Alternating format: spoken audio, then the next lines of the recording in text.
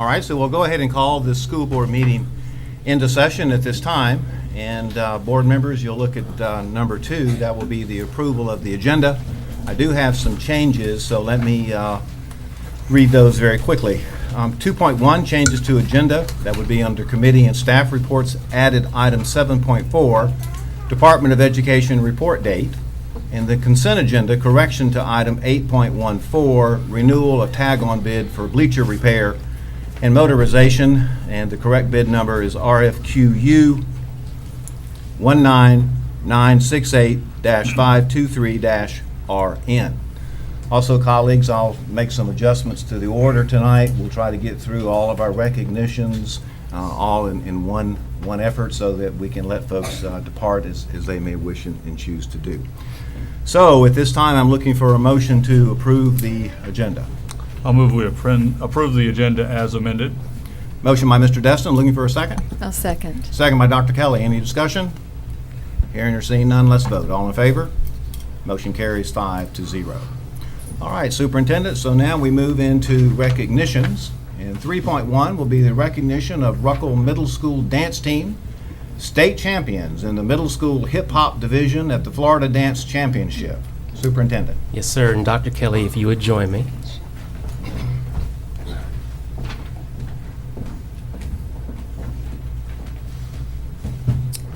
And good evening. So first of all, I'd like to say how special is it that when you turn around and you look at the crowd, Big crowd. this might be the biggest board meeting that we've ever had. And what does make me extremely proud is the fact that the vast majority of the people are here to see the great things of our students, and they're here to recognize colleagues who have some appointments. So I do want to first say the Ruckle Dance Team, another example of the great things that are happening in the school district. We talk a lot of times that, yes, we do well academically, we do well athletically, we do well in the arts. We have well-rounded students, and that's something that I know that we all can be prouder of. And Ruckle Middle School Dance, they are the Florida Middle School Hip Hop Champions, the Florida Dance Champion at the Florida Dance Championship, and they competed in January. And Coach Hallmark, if you would come forward, please. And as she comes up, we're going to ask Ms. Hallmark to help us hand out these certificates and recognize your athletes. But before we do that, is there anything that you would like to say?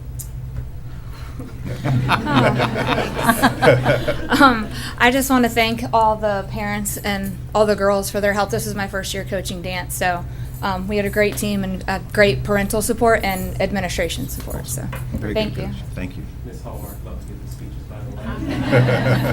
Dr. Kelly, is there anything that you'd like to say ahead of time? I'm just very proud of it. You don't mind calling out the students and we'll shake hands and get a picture. Yes, ma'am. Emma Bailey.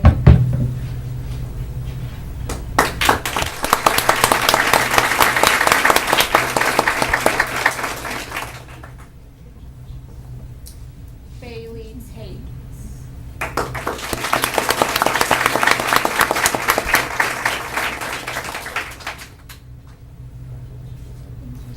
Elizabeth McMahon.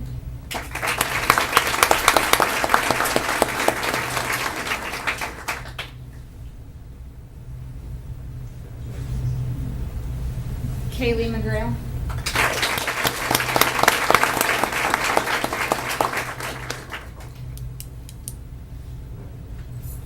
Tatum Inglet.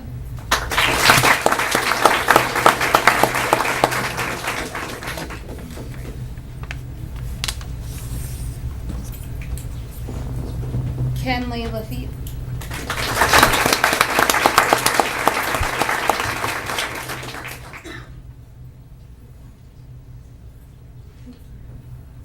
Annabeth Otteson.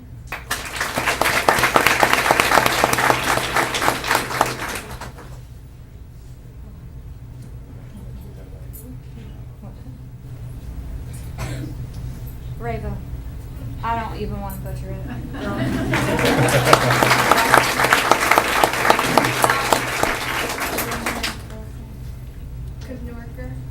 There you go. I Autumn Eller Olson.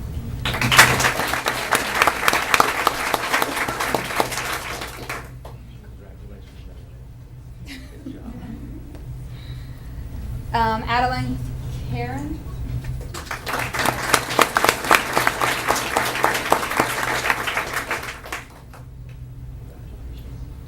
Ashley Culbertson.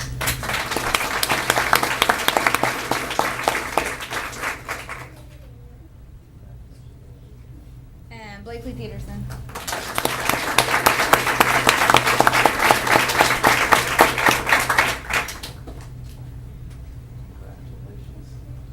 And we also have, and Mr. Wooden, if you'd come forward, please. I thought you were going to forget about me. I never forget about you. I never want to lose an opportunity to brag on students and teachers, so thank you. Yeah, just quickly, I'm so proud of these young ladies, not only for their hard work of being #1 in the state in dance, because they do really work hard, but I'm also proud of them because these young ladies maintain a high standard in their academics. They serve as ambassadors to our school, and they also do citizenship for our community with their volunteering. So couldn't be prouder of you girls for all you do and how you represent Ruckle well. Thank you. Ms. Hallmark is a great teacher, and like she said, it's first year coaching the dance team, and she takes them to the state championship, and she also is a great soccer coach, and she's also our department chair, so she does a great job as well.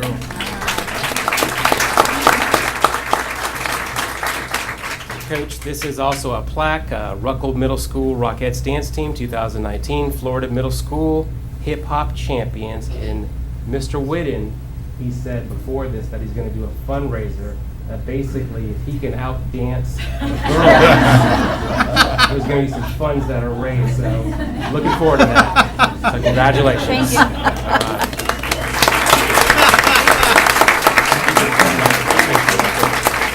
Yeah, do 1 through 6, and yeah. Same thing you always do. I'll get on that. So, Mr. McKenna, I'm going to do a brief recess after this group, so they can go.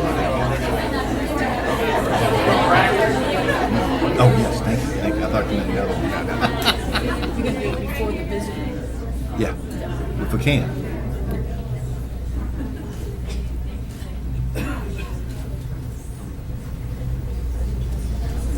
We may not hit it exactly right, but we'll come close.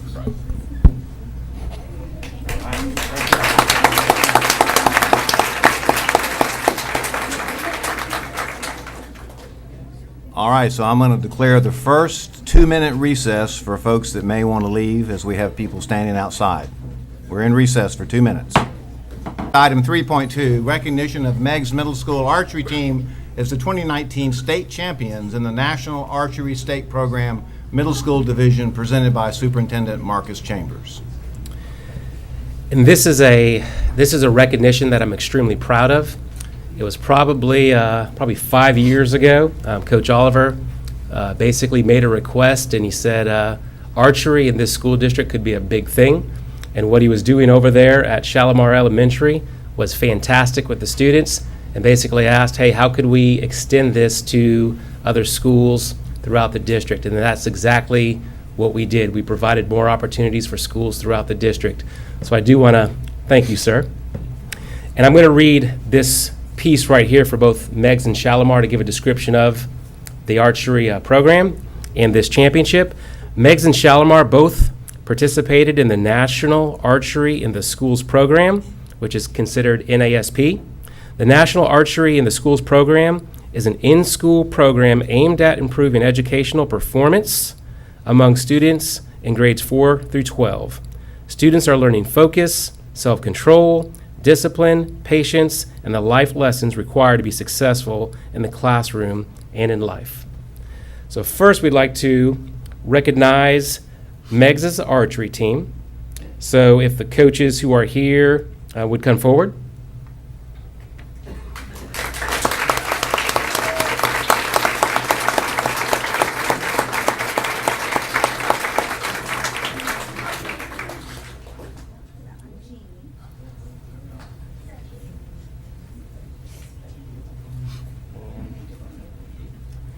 And we have with us, and I'm going to try to pronounce these all correctly, but we have with us the coaches, Don Myrick, Jeannie Myrick, Brian Bloodworth, and Leza Savarchiko. Good try. You get points for trying.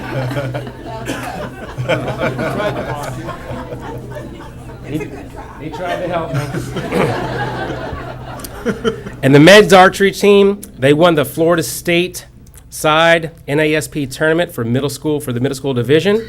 Megs was the top team of 15 teams that competed at state. Megs also has 5 students who placed in the top 10 archers in the state of Florida. And let's give them a round of applause.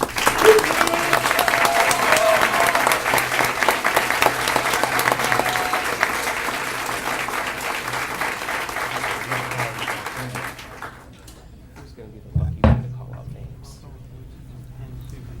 All right. Just have it be beautiful. You can call out the names and we'll have them. And for this, we're going to have, just in case Mr. Ward is going to come up, there's a lot of students that we're recognizing, so we're going to have to get creative with how we get this picture taken. There we go. I'll help with that. They Yes. call out all the names whether they're on teams, probably did not make it tonight. Alton Arapova. Emily Baldwin. Elena Bloodworth.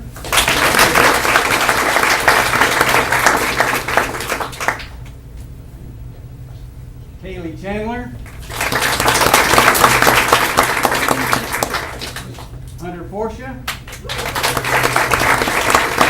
Will Holstein. Jayla Johns.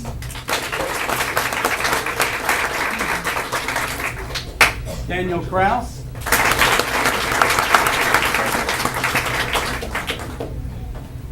Betsy Krennick.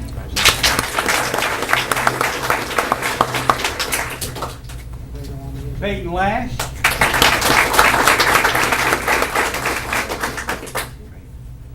Paige Letelier.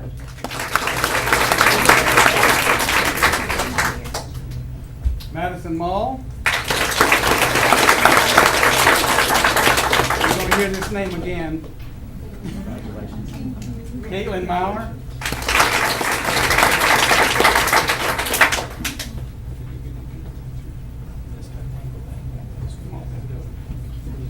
Ava Pierce.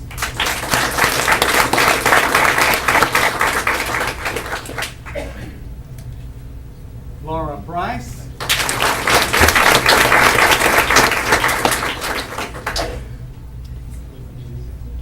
Anna Sura.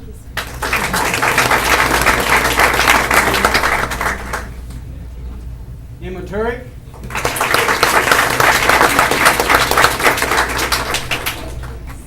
Ball of energy.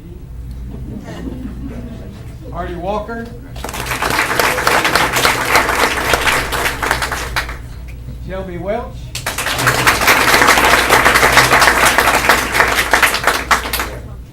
Bridget Whaley.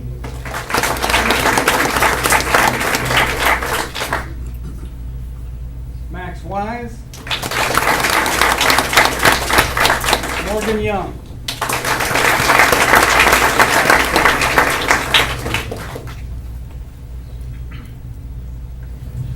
Of our 24 archers on the team, 16 out of the 24 are either all A honor roll or AB honor roll. So that says something about how either good students are attracted to archery or archery makes good students. All right. And Ms. Heck, you would also come forward. All righty. Please. Well, good. I get 30 seconds to brag on my archery team. This is really the perfect storm to make a phenomenal team, because not only do we have the #1 ranked elementary school in our feeder program, which just happens to work very nicely. Thank you, Coach Oliver, Ms. Barron.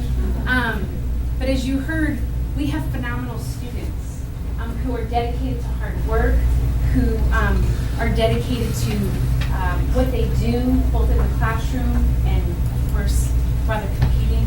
We have amazing parents who give up a lot of time to bring their children to these events, to support the coaches, and that's the crutch of it. But I will tell you, none of this can happen without the 4 coaches that are standing before you. And I should tell you too, they're all volunteers. The amount of time they give to MEGS and they give to our students and families is phenomenal.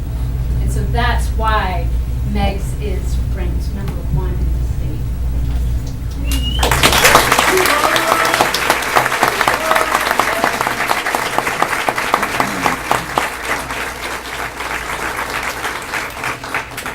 And we have a plaque also for MEGS that I'm going to ask Dr. White, the school board member for this district, to hand out. I think as many of you know, we have fantastic school board members that are very active in the community, and Dr. White is one of those individuals.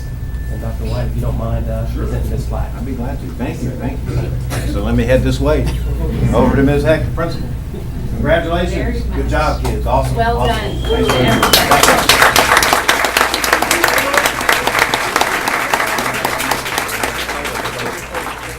We're going to do a quick picture. Kids up front. Yeah, because they can do the 1 through 6 thing.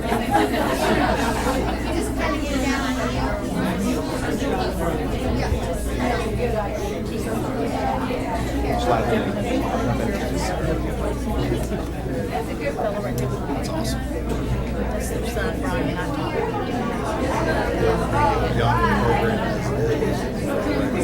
That's his daughter. I wonder when the high school is going to take it up.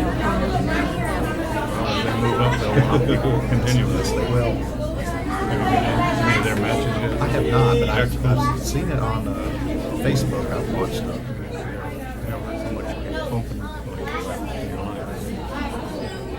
Report.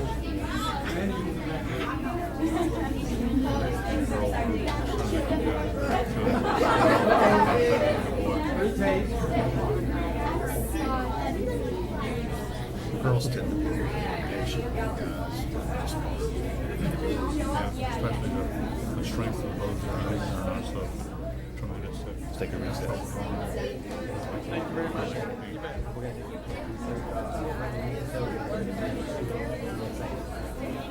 Thank you all. Good job. Good job.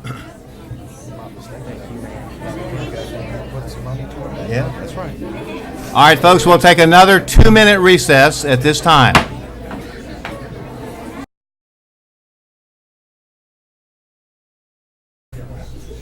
And now, colleagues on the board, if you'll scroll down on your agenda on the computer to item 17.1. We have an advertised public hearing, and so I'll read that item and then ask if there's any public input. All right, so 17.1 says, public hearing for the adoption of the new school board policy 04-49, school threat assessment teams, presented by Mr. Danny Dean, Specialist, Student Intervention Services and Safe Schools, and recommended by the superintendent for approval. And so I will now call this public hearing into session. Is there anyone here tonight that would like to speak to this item, 17.1?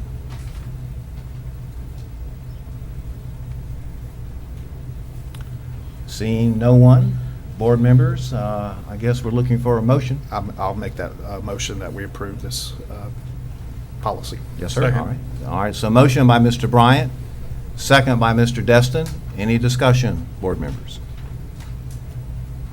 All right, so let's call the question. All in favor, please vote. Motion carries 5-0. All right, so now we'll adjourn the public hearing. Board members, if you'll scroll back up, all the way back to the top. And now we are at 3.3. I'll call us back into session. Recognition of Madison Mall, Meigs Middle School state champion of the 2019 National Archery School Program for Middle School Girls, presented by Superintendent Marcus Chambers. Mr. Chambers. Yes, sir. So very proud to be here to recognize and honor Madison Mall, who was the top middle school girl in the state with a score of 281. And you think about that right there, the top girl in the state of Florida. I would not want to be a target when she's around. Don't worry, you are. And Dr. Watt, I am going to ask you to come back up just one more time. And if we could have Madison Mall and the coaches come forward, I'd appreciate it.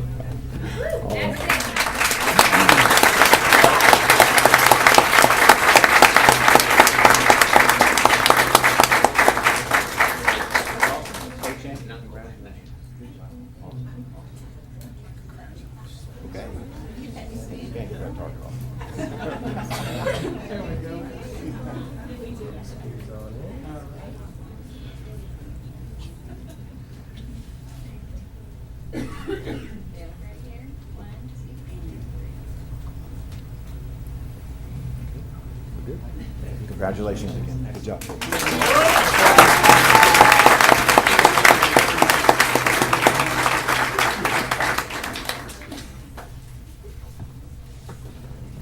pretty good. The doors are closed, so I say we move forward. Yeah. All right. So, Mr. Chambers, we're now moving to item 3.4, and that is the recognition of Shalimar Elementary School archery team as the 2019 state champions in the National Archery State Program Elementary School Division, presented by Superintendent Marcus Chambers. Thank you, Mr. sir. Chambers. And Coach Oliver, if you'd make your way up. In Shalimar Elementary, they are the state champions. Both A and B teams qualified to go to nationals in Kentucky in May. They're the first school in Florida to have both teams qualify. And like we said earlier, Coach Oliver started the archery program in Okaloosa County, and that's something that I know you're extremely proud of. So I thank you for that.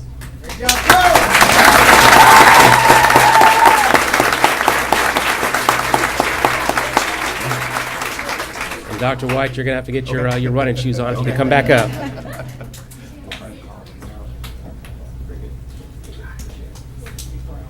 I'm just going to skip last name, so it just goes a little faster. And I did tell them they were going to go alphabetical. Giselle?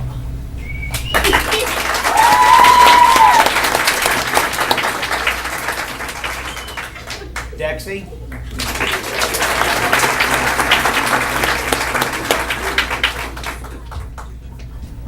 Jaden?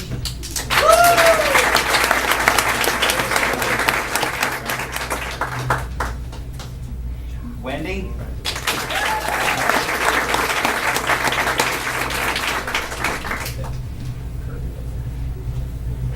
Luke's not here tonight. Ayana?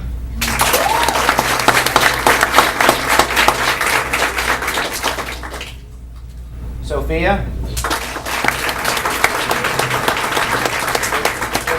If I can brag just quickly with Sophia, she was 1 point away from being state champion.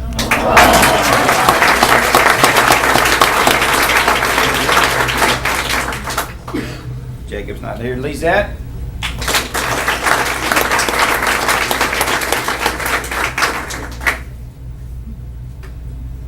Mary?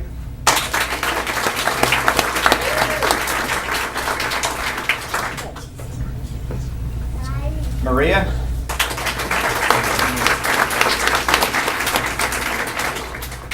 Drew?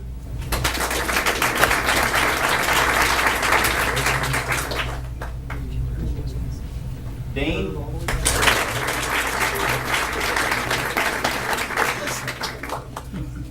Parker's not here tonight. Brandon? Peyton?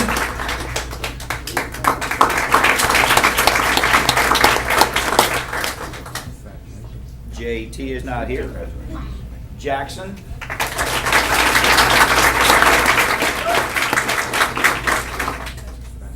Deja?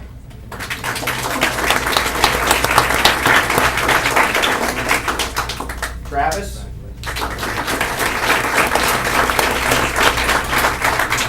Rebecca? Is not here.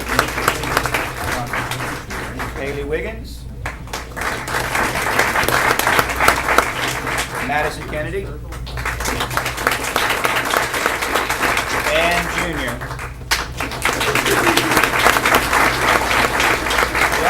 The others were over there with miscommunication. Did I give you junior? I gave you juniors. Hang on, Madison. I gave you juniors. Not necessarily, the ones that are over there were part of the B team. I told them we're one team as far as that goes. I mean, some of them will be shooting again next year. If I could take 2 seconds. Dr. White, you allowed us a couple years back to purchase some targets and some arrows. Okaloosa County, I believe, has the, not necessarily because of me, but we have, and because of Dr. White, we have a Cadillac program going on in archery here in Okaloosa County. I've had a chance to go to other counties in the state and other counties in Alabama. The way our other schools, the Elliott Points, the Longwoods, the Blue Water Bays, the Meigs, the Pryor, and Choctaw now this year, we've got a Cadillac program going on. We have 1/3 of the state archers in the state here. Talking to the Fish and Forward Wildlife gentleman that works with us, Okaloosa County is definitely known throughout the state in archery. And it's not just because of me, it's because of all the parents, the coaches, school board members allowing us to do what we are able to do. So I thank everybody for that.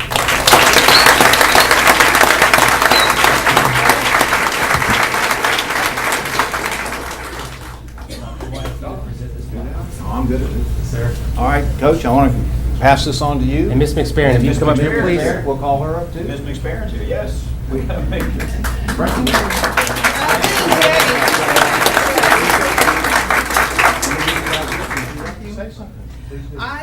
Coach Oliver first came about 2 or 3 years ago. He says, I want to do bows and arrows. I said, what? In elementary school, you want to play with bows and arrows? And I need money to do it. I'm like, yeah, call Dr. White. But I will say he has taken this program from just what do you think about this to state champions, and it's gone now. The ones that he started with in 4th and 5th grades years ago are now the ones that are in high school doing this, and he's done a phenomenal job, and I'm glad he's staying with me because he produces quality students, and like I said, this is just half of them.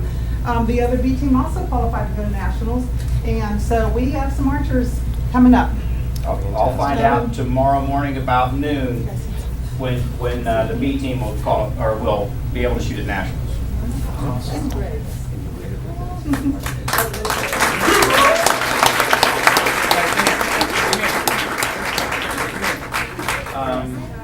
Welch Brothers, right here, take a knee.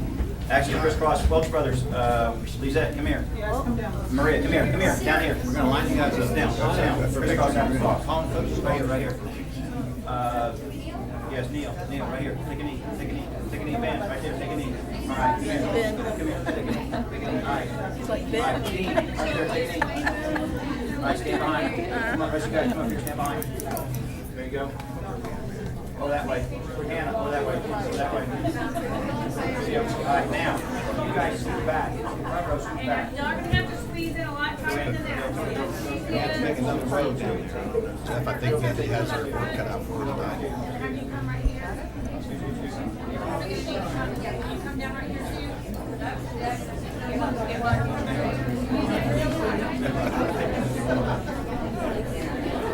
Steve, we'll Photoshop you.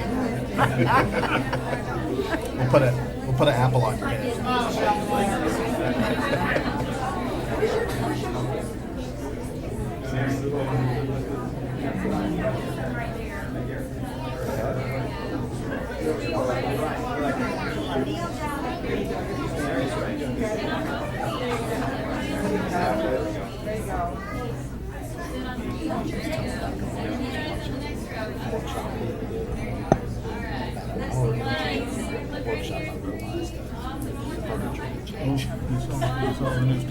But I recognized the floor first. Before I realized it was me.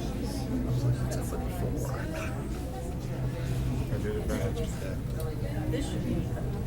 I'm glad at least it's not going to sit down there and get ruined.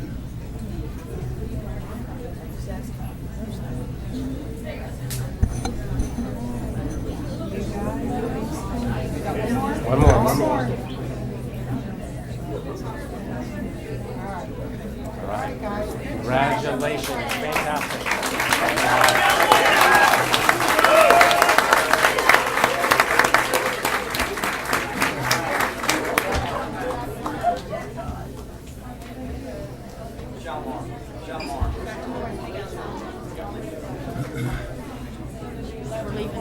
All right, I'm going to call another 2-minute recess, and this is your last chance.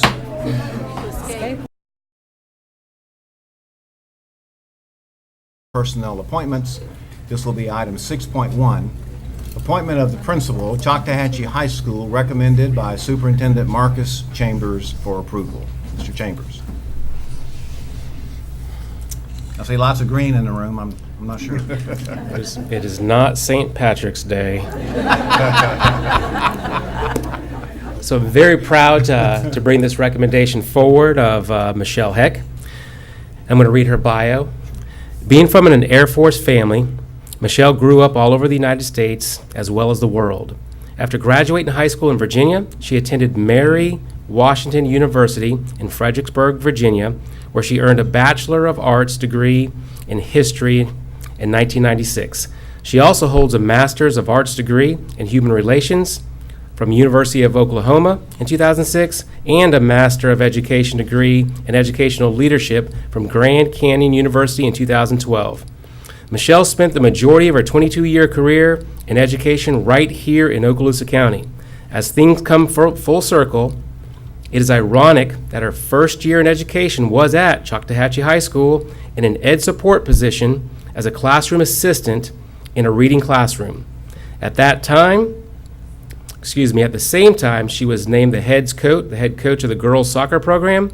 After that first year, Michelle joined the social studies department and taught a variety of courses, including advanced placement and those within the International Baccalaureate program, and continued coaching the Big Green Indians until 2004. Michelle rejoined the Air Force life when she married Brian in 2004, at which time they spent 2 years overseas on assignment in the Azores. Upon returning back to the Okaloosa County School District and to Choctaw in 2006, she was approached by her principal, Ms. Cindy Gates, to discuss leadership opportunities within Choctaw while continuing to teach in the Social Studies Department.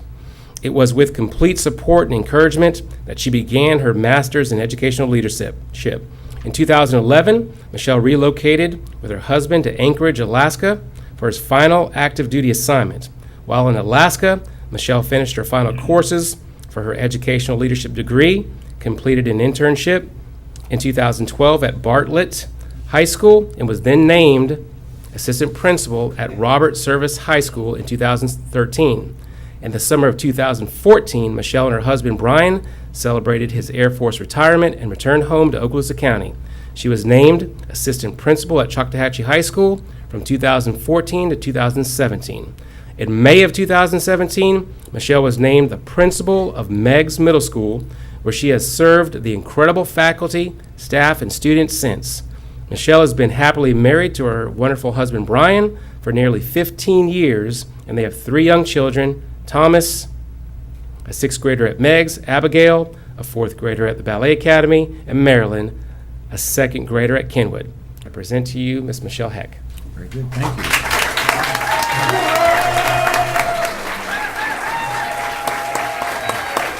All right. And so we have just a slight formality here. So at this time, I'm going to pass the gavel to Mr. Bryant, and I will make the motion of the appointment of Ms. Heck. Looking for a second. A second. Okay, all those in favor? Congratulations.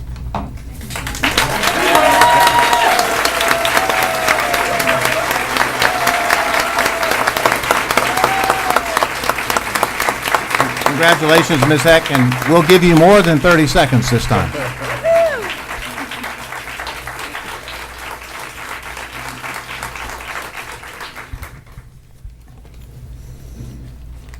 Woo! Distinguished school board members, I thank you very much. It starts with your vote, so thank you. I appreciate this opportunity. But Mr. Chambers, your recommendation, Your confidence and trust in me as a leader is something I value every day working in our school district.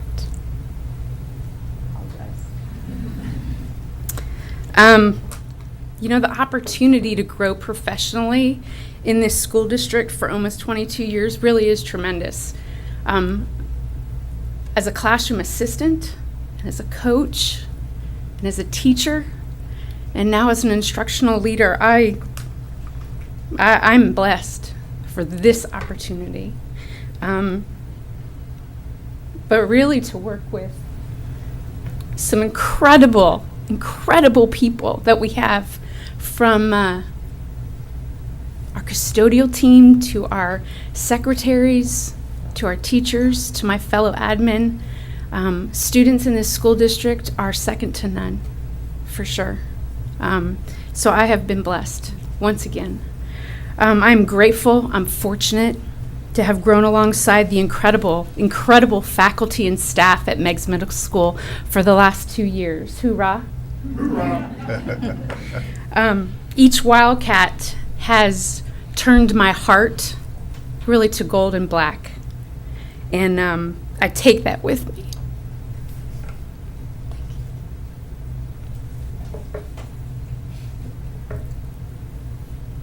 This brings me to today, which is exciting because I bleed green. And to return home to where I started is only a dream, but an opportunity, and I will not let you down, Mr. Chambers. And to my staff and to my students at Choctaw, it feels good to go home, and I'm excited.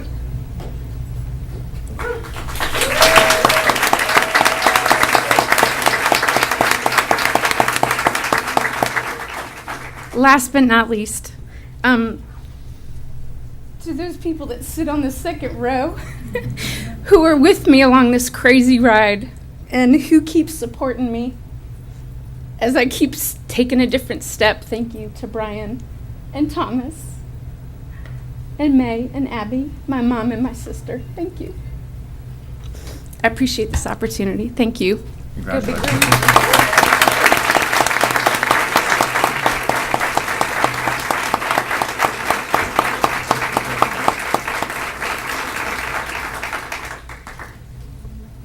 Ms. Heck, Yes, can ma'am. you sing the Choctaw Alma Mater for me?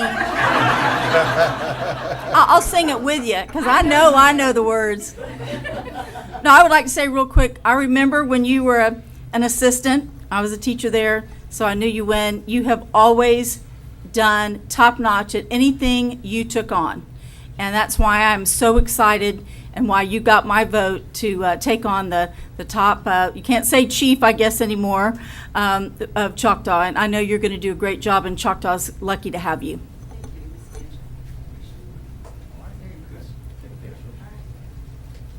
Please stand. Oh, you bet.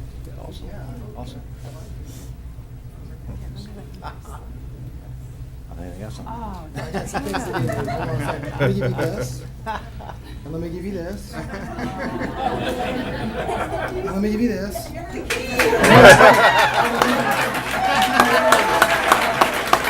aren't big enough. I know there's more.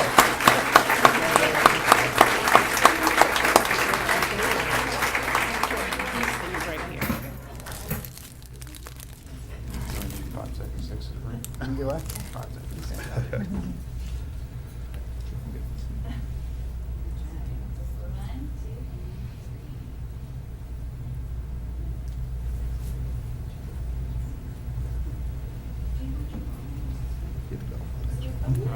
I would love my mom and my sister. Thank you.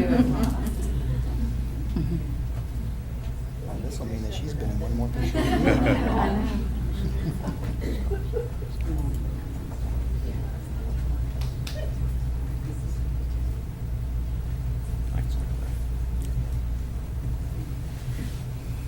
For a short family.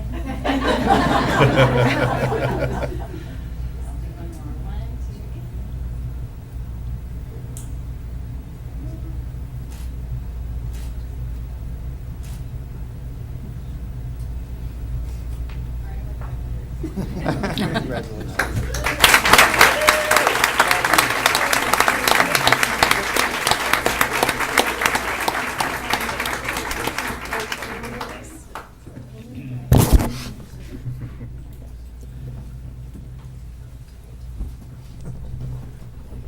All right, so that takes us through 6.1, and at this time, we will move to item 6.2, appointment of the principal, Silver Sand School, recommended by the superintendent for approval. Mr. Chambers. Yes, sir. So once again, very proud to bring this recommendation forward. And this recommendation is for Stephanie Wheat to be the principal at Silver Sand School. I'm going to read her bio. Stephanie Wheat is a product of the Okaloosa County school system after moving to Fort Walton Beach. When her dad retired from the Air Force, she attended Pryor Middle School and graduated from Choctawhatchee High School.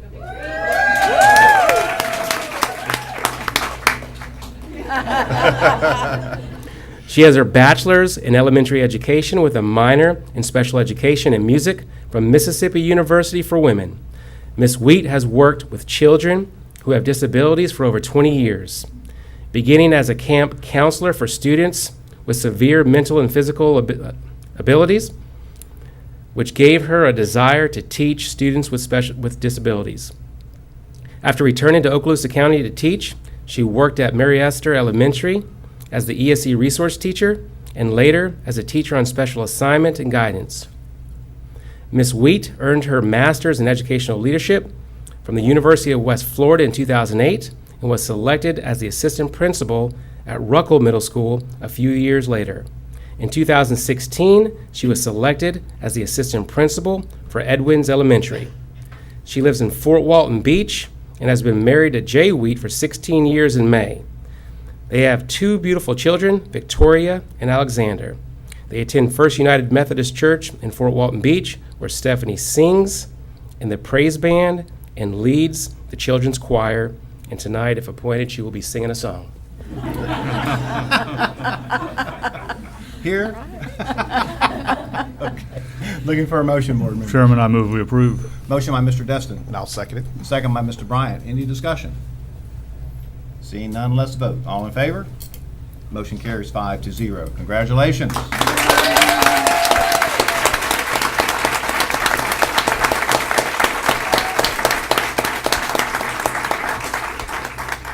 Distinguished school board members, thank you so much, and to Superintendent Chambers, thank you for your support for me in this position.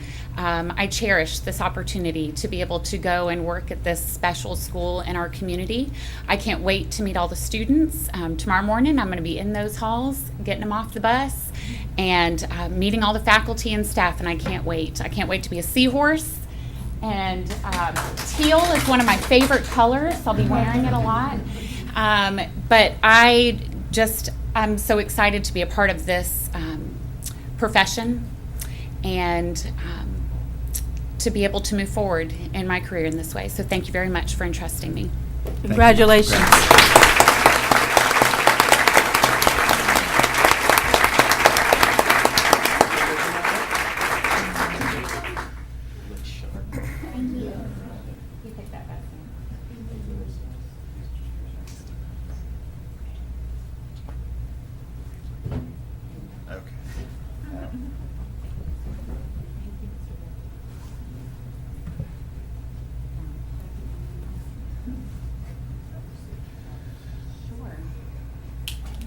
Don't know where she gets her height from.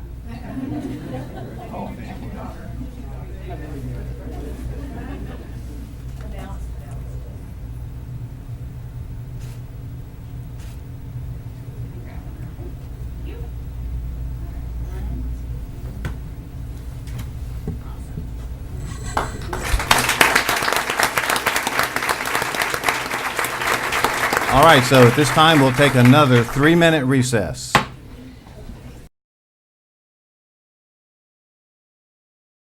Thank you. And so at this time, we now move back to Section 4, Visitors. 4.1, Ms. Betty Mendez requests to address the school board. Ms. Mendez. There you are. And so, Mr. McInnes, if you would do the routine for Ms. Mendez regarding our protocols and guidelines and all that. You'll have 4 minutes to make your presentation. Okay, I do want to ask a question or two before you start. Timing for 4 minutes doesn't really give me the time that I needed. Maybe 6 would have been better, but I'll do the best I can. Ms. Mendez, could you approach the microphone, ma'am? I'm sorry. That's all right. I would like to, in the event that I'm not permitted to deliver my full statement. I request that my written statement become a matter of record for this meeting. Sure, if you'll hand that to the secretary. And if you don't mind, Mr. Chambers, getting a copy, I appreciate it. Sure, sure. Okay, thanks. I've come here today as a concerned citizen, advocate, and grandmother of an I'm autistic sorry, Ms. Mendez. Did we get name and address? I know. Betty Mendez, And your address is? Miramar Beach, Florida. Miramar. Mm-hmm. Okay, that's not Okaloosa, is it? No, it isn't. It's Walton County. Yes, ma'am. Okay. All right, go ahead. But I work with a lot of the parents that are in Okaloosa. I understand. Okay. I've come here today as a concerned citizen, advocate, and grandmother of an autistic child to speak on behalf of one of our most vulnerable populations, children without disabilities.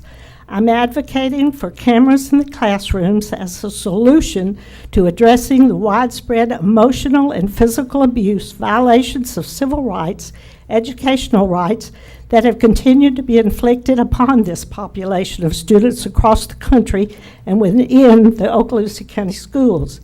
It appears that the abusive behavior directed at students with disabilities by school district personnel has become normalized in the educational institutions to include Okaloosa County.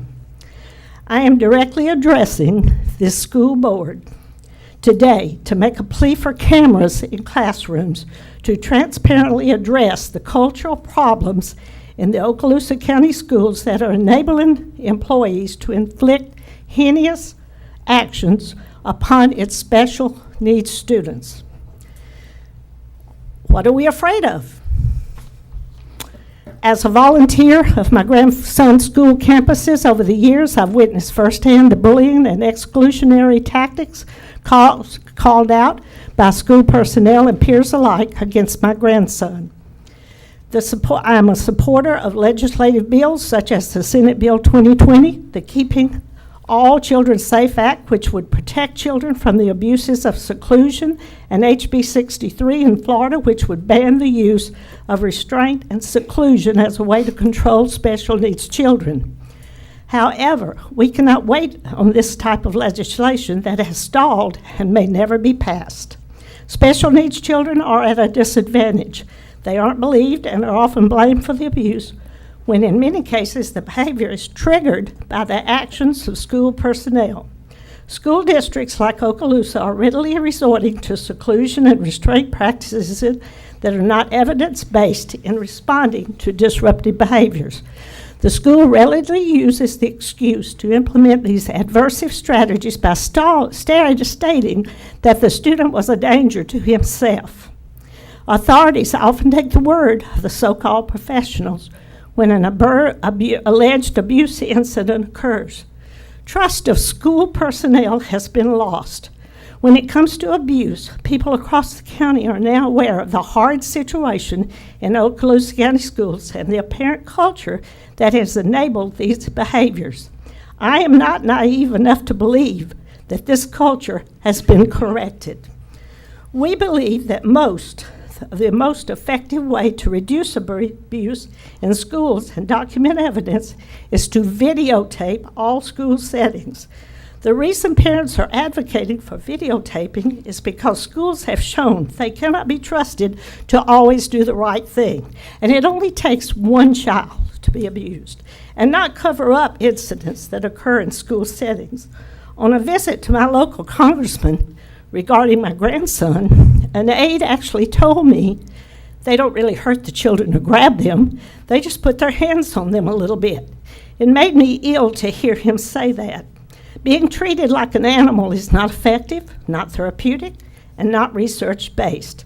But the thing that bothers me the most is the lack of true, heartfelt caring by the people who run the schools. When they hurt a child, the child never recovers. Cameras in the workplace have become an acceptable norm in many industries. Further, the privacy of the students or teachers should not be used as an argument against cameras in classrooms, as regulations would clearly put protections in place. Their timers are telling me that you've gone past your time. Okay. But are you close? I mean, how much time? Yes, I am. I'm very close. Well, I mean, what, Page? Maybe one page left? One page. Well, go ahead. Camera technology has become relatively norm. I mean, it's everywhere. Well, we have them on our buses. Right. In all our buses, that's true. Evidence is evidence. And to benefit the truth, we believe violations against students of special needs children will not go away overnight. There is too many set problems in the schools for it to do so. The bottom line, we should not be asking, should we have cameras in school classrooms? We should be asking, why don't we have them in the classrooms? Our children are our most valuable asset that we as parents and grandparents in this country have. So why are we not protecting them at the full benefit? There will be special needs kids who grow up to change the world. There's always Einstein, there's always Newton. Can we afford to risk having them demeaned, injured, or even killed in one point by school staff? Can we afford not to videotape? No, we cannot afford not to videotape and assure not only the teachers are believed, but the students are believed. And we shouldn't be afraid or embarrassed to be videotaped. Every time we run a red light, we get videotaped. Thank you. I appreciate it. Yes, ma'am, stand by. We may have some commentary or questions Okay. for you, okay? Colleagues, board members, any questions or comments? I have one question. Superintendent Chambers has been doing a series of meetings with special needs parents and children. Have you been participating? I have. And it looks like they're trying to move toward what it is that you're seeking. Right. And, to the extent the law allows, I would support cameras because they tell both sides of every story. Well, I believe that. You're protecting everyone at that point. And if you have a career, you're a company man, what you do in the classroom, like what I did in my career, I'm open book. I'm an open book, and nobody should be afraid of it. Thank you so much, Dewey. I appreciate that very much. Thank you for coming to speak to us. Any other comments or questions about cameras in the classrooms? Well, I received the email that you sent, so I had a little advance notice that you would be talking about cameras in classrooms. And Yeah. so I did a little look to see, try to get information about that. And are you aware that one state has a law that requires cameras in ESE classrooms? I'm not aware of the state, but I know that there are 14 states that have it on the books right now. Texas. Texas, yes. Texas is. Texas is the Yes. only state that requires Right. cameras in classrooms if requested by the ESE parents. Okay? And so I thought that was interesting, and I don't know if there are any efforts in Florida to secure legislation. I wondered if you knew about that. Well, the legislation has been brought up more than once, but the inside says that they're not ready to implement them. However, with the situation, and I'm not advocating being rude or anything else, I just worried about the children. I'm not worried about the teachers or the parents or the board. I'm worried about little children that have no way to protect themselves against adults.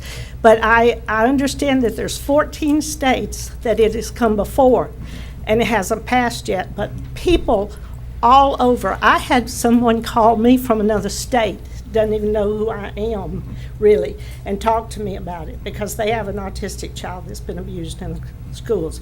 They want cameras in their schools. It's a hard road to hoe, but we must do it.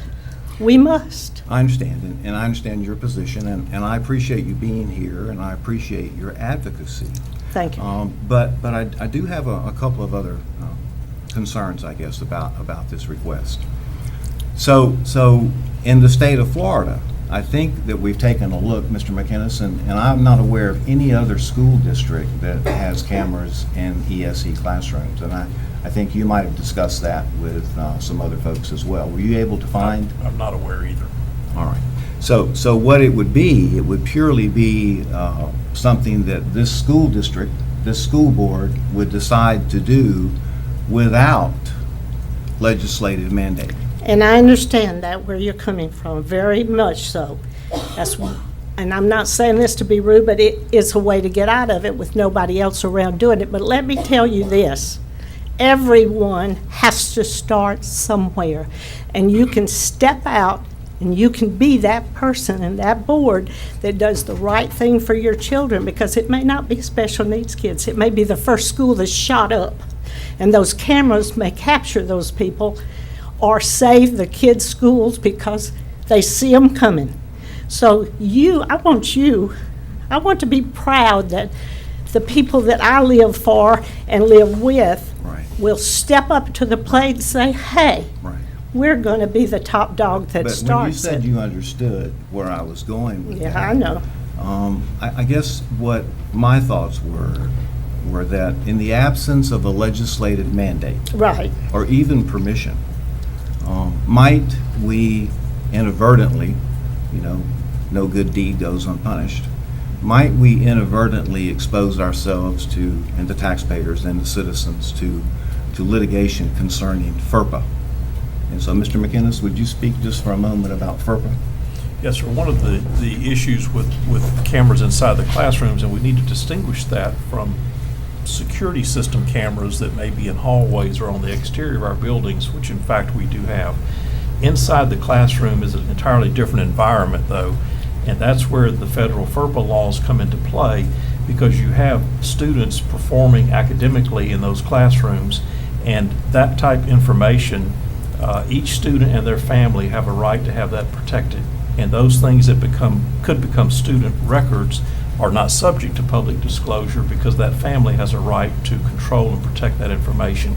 So, Dr. White, that's one of the primary issues with the federal law, which has been adopted in Florida as state law regarding student records, if you began to film inside of the academic classroom. Like I said, that's an entirely different issue than security system cameras in the general hallway or on the outside of our buildings, which of course are there. And Does Okaloosa County elementary schools, including Kenwood, do they have security cameras in the hallways? I'm not going to speak to the locations, because the location of our security systems is They something we don't. don't discuss. But I'm just letting you know there. I'm Okay. not saying which buildings have them. I'm trying And to we're not saying we're distinguish. opposed to it, Ms. Miller. Yeah, What I know what you're I'm- not. What I'm trying to say is that I think that should the legislature pass a law, that would give us the ability to do something like you're proposing without Right. having to worry about the consequences associated with these legal things that, as a layperson, I don't even Well, one understand. thing But about, let me okay, say I'm this, sorry. real quick.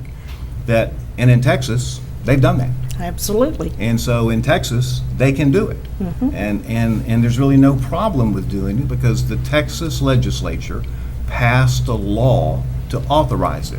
I think what you're asking, and you understand this, is that you're asking this to do it of our own volition I'm without a law. I'm asking you to stand up and be part of the legislature and be part of that. That's not that hard to do. Right, right. I've worked with it myself. The governor, I plan to send a petition to the governor, because I think the governor may listen to this, but you need to be behind it. You got to start from the ground up, and that's what I'm doing. As long as I'm alive, I'm going to be the advocate for that. But if you want to be part of it, then be part of it. Okay? Okay. Thank you so much. Anything else, board members? Mr. Chambers, is there anything? I would. So first of all, I just want to thank Ms. Mendez. We had a meeting in February, and We did. the thing that I very much appreciate is Ms. Mendez's heart is in the right place. So I do appreciate that. I would also like to say some of the acts that have occurred in Okaloosa County, I think we all know that some of those acts have been unacceptable. But I also want to say that for the vast majority of our teachers, for our staff, our administrators, I think they're doing the right thing each and every day for our students. You know, as I've been having these parent meetings, meeting with teachers, one of the things that I've been proud of in the parent meetings are the number of parents who have complimented the teachers and the staff. Now, once again, I don't say that to to lessen some of the things that have happened, because some of the things that have happened have absolutely been unacceptable. But I also want to, if you would permit me, I would like to share a few things. And this could take a few moments. Well, unless you have any questions from Ms. Mendez, I'm going to excuse her. Okay, I only want to say one thing since it was said. I want to say that watching the board tonight and watching you, I know what the Nebo typical community is like. I have grandchildren and I raised children in those, football players, soccer players, the whole 9 yards, and it's a wonderful life. You have great teachers, you've got great principals, but we have a lot in Florida that are special needs kids. We need to dwell on that because they're not up here accepting awards. I want you and everyone else to concentrate on our problem, and that's special needs kids. That's all I'm asking, is for you to think of that. I know what you have. I know what you don't have. So please, parents, teachers even are saying, I have Alabama teachers that work with me on advocating for children, and they're special needs teachers that are good ones, but there's bad ones. I want you to please, you've got to separate them.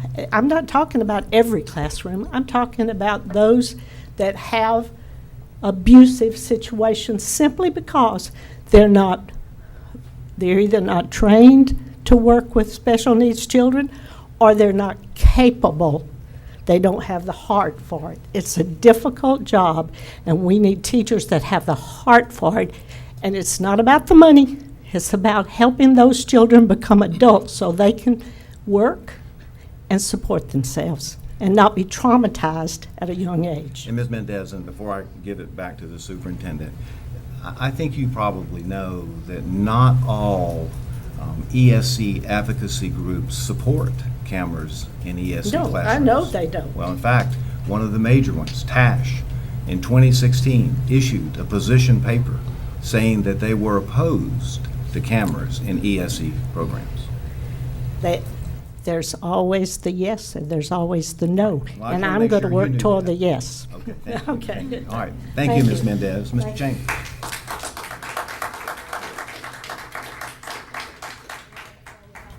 All right, sir, go ahead.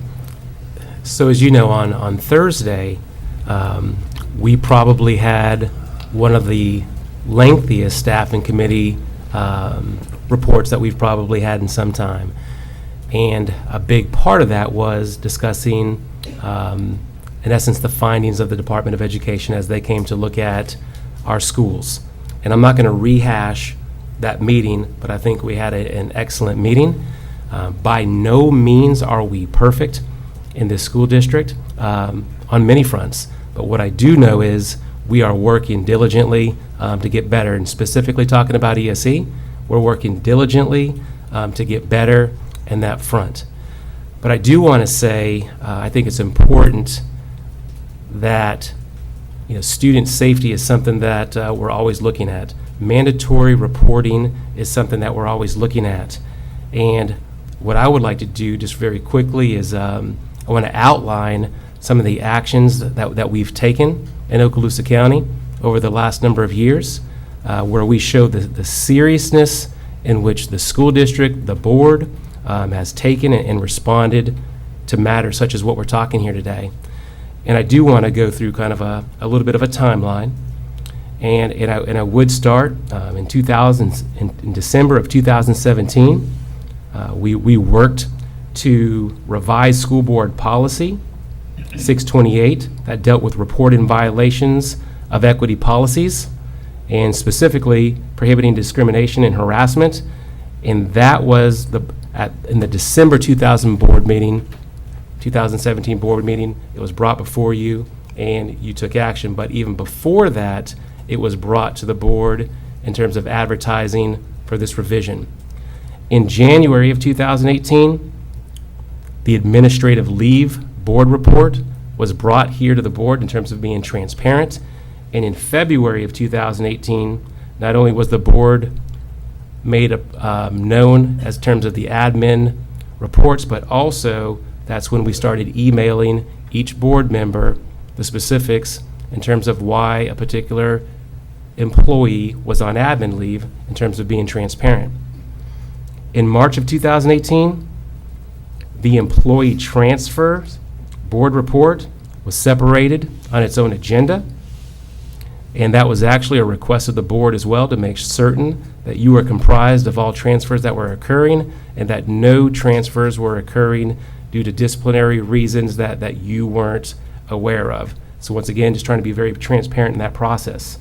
In April of 2018, the school district that I was a part of as well, we had a meeting with DCF and the Okaloosa County Sheriff's Department to address student safety through overall improvement in communication and coordination for all applicable employee investigations. And I do appreciate that meeting. We had some successes that came out of that in terms of communication.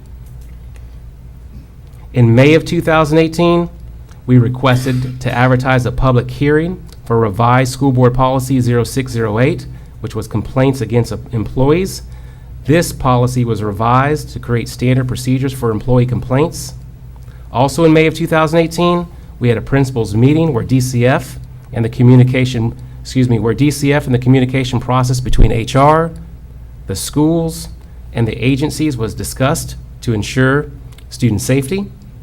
Also in May of 2018, we brought forward the investigative standards and procedures that were created and finalized, and within those standards and procedures, items were addressed such as mandatory reporting of child abuse, professional practices reporting, making sure that we report those items to the Department of Education. Parent notification was also addressed, timelines, written report guidelines to include formatting, and then signature pages as well. So all appropriate people were signing these documents. In June of 2018, the school board approved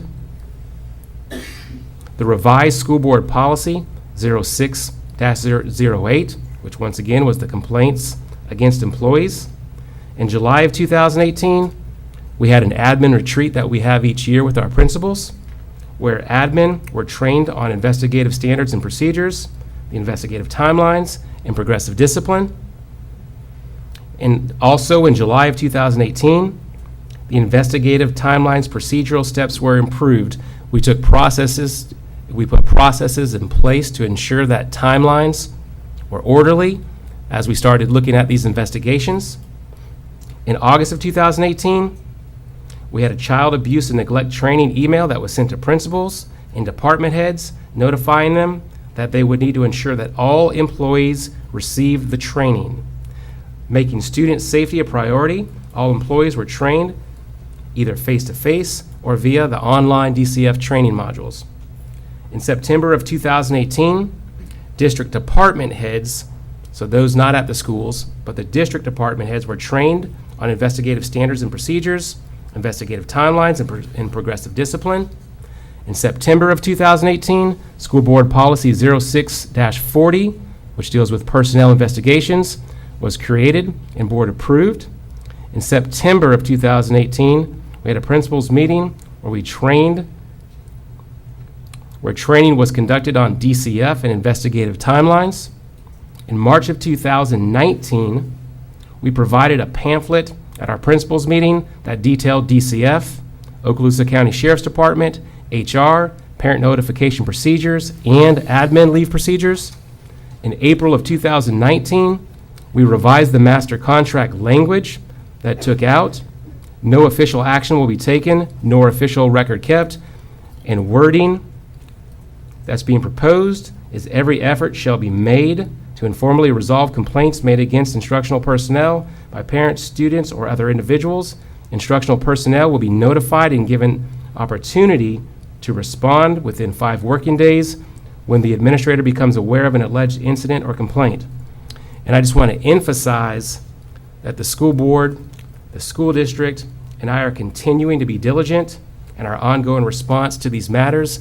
And I also want to emphasize once again, some of the matters that we talked about today and that we've talked about in the past are unacceptable, but I also want to emphasize that we have some fantastic teachers and ed support in schools and principals that are doing the right thing. And are we perfect? No, but we're definitely working to get better. Well, thank you, Mr. Chambers, and I appreciate the information you gave, and colleagues, at this point, I think it's important to summarize some of the actions that the school board in particular has taken. And I appreciate the input that you gave regarding the school district and the school board. And so what I would say is I think the best place to begin is with the most recent event. This would be Governor Ron DeSantis's bill of particulars regarding the suspension of the former superintendent. The governor's bill of particulars is freely available on the internet. For those that read the document, they know the specific charges listed in Governor DeSantis's bill of particulars. The governor states in 2 separate sections of his bill of particulars that the Okaloosa School Board was never apprised of the investigation or recommendations regarding the Stillions matter. 2 separate places. This means that Governor DeSantis' investigators have determined what we as board members already knew. We were never informed of this particular matter, and we would find there were other matters that we were never informed of as well. In fact, to the contrary, the school board is the entity, because there are some people that would argue that the school board hasn't done anything. But the reality is the school board is the entity that moved forward strong corrective policies and practices that are typically within the scope of powers and duties of the superintendent under Florida law. That's another fact. This fact is documented in numerous places like videos, school board minutes, newspaper articles, and most recently in the governor's bill of particulars. Secondly, the actual real and factual record reflects that the school board acted swiftly and forcefully after it first learned about the first case in the Northwest Florida Daily News, and that's a simple, plain fact. After I learned about the first case in the Daily News newspaper on a Saturday morning, August the 5th, 2017, as I walked to pick up that newspaper, like everyone else, I learned just like you did. And so I am the school board member that publicly inquired during a school board meeting, also on video, about the incident. I know there's at least 3 of you here that remember that. And I'll say that in my opinion, it was a revealing video, as I asked if any school board member knew about the investigation. And the former superintendent also made remarks. The truth is, the fact is, the school board acted long before any grand jury report.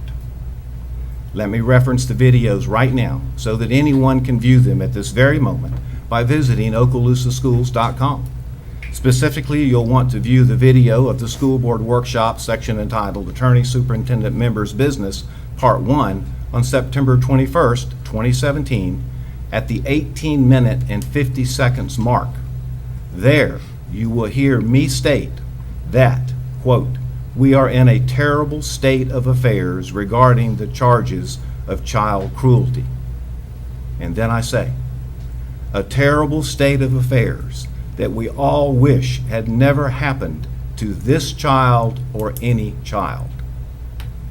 And my comment was made prior to the conviction of the teacher who is now serving a 7-year prison sentence. Thirdly, I will add in the same video, viewers will hear me propose 2 new motions for the school board policies that required notification of the school board and parents of confirming investigations. Those motions were adopted by a vote of this school board by 5-0. Neither motion was initiated by the superintendent. The school board passed these motions by its own initiative without initiation by the superintendent, which I think the attorney will tell you that's probably a little unusual. The video of the voting on these motions can be found in the September 25th, 2017 school board video under the section entitled Member Business.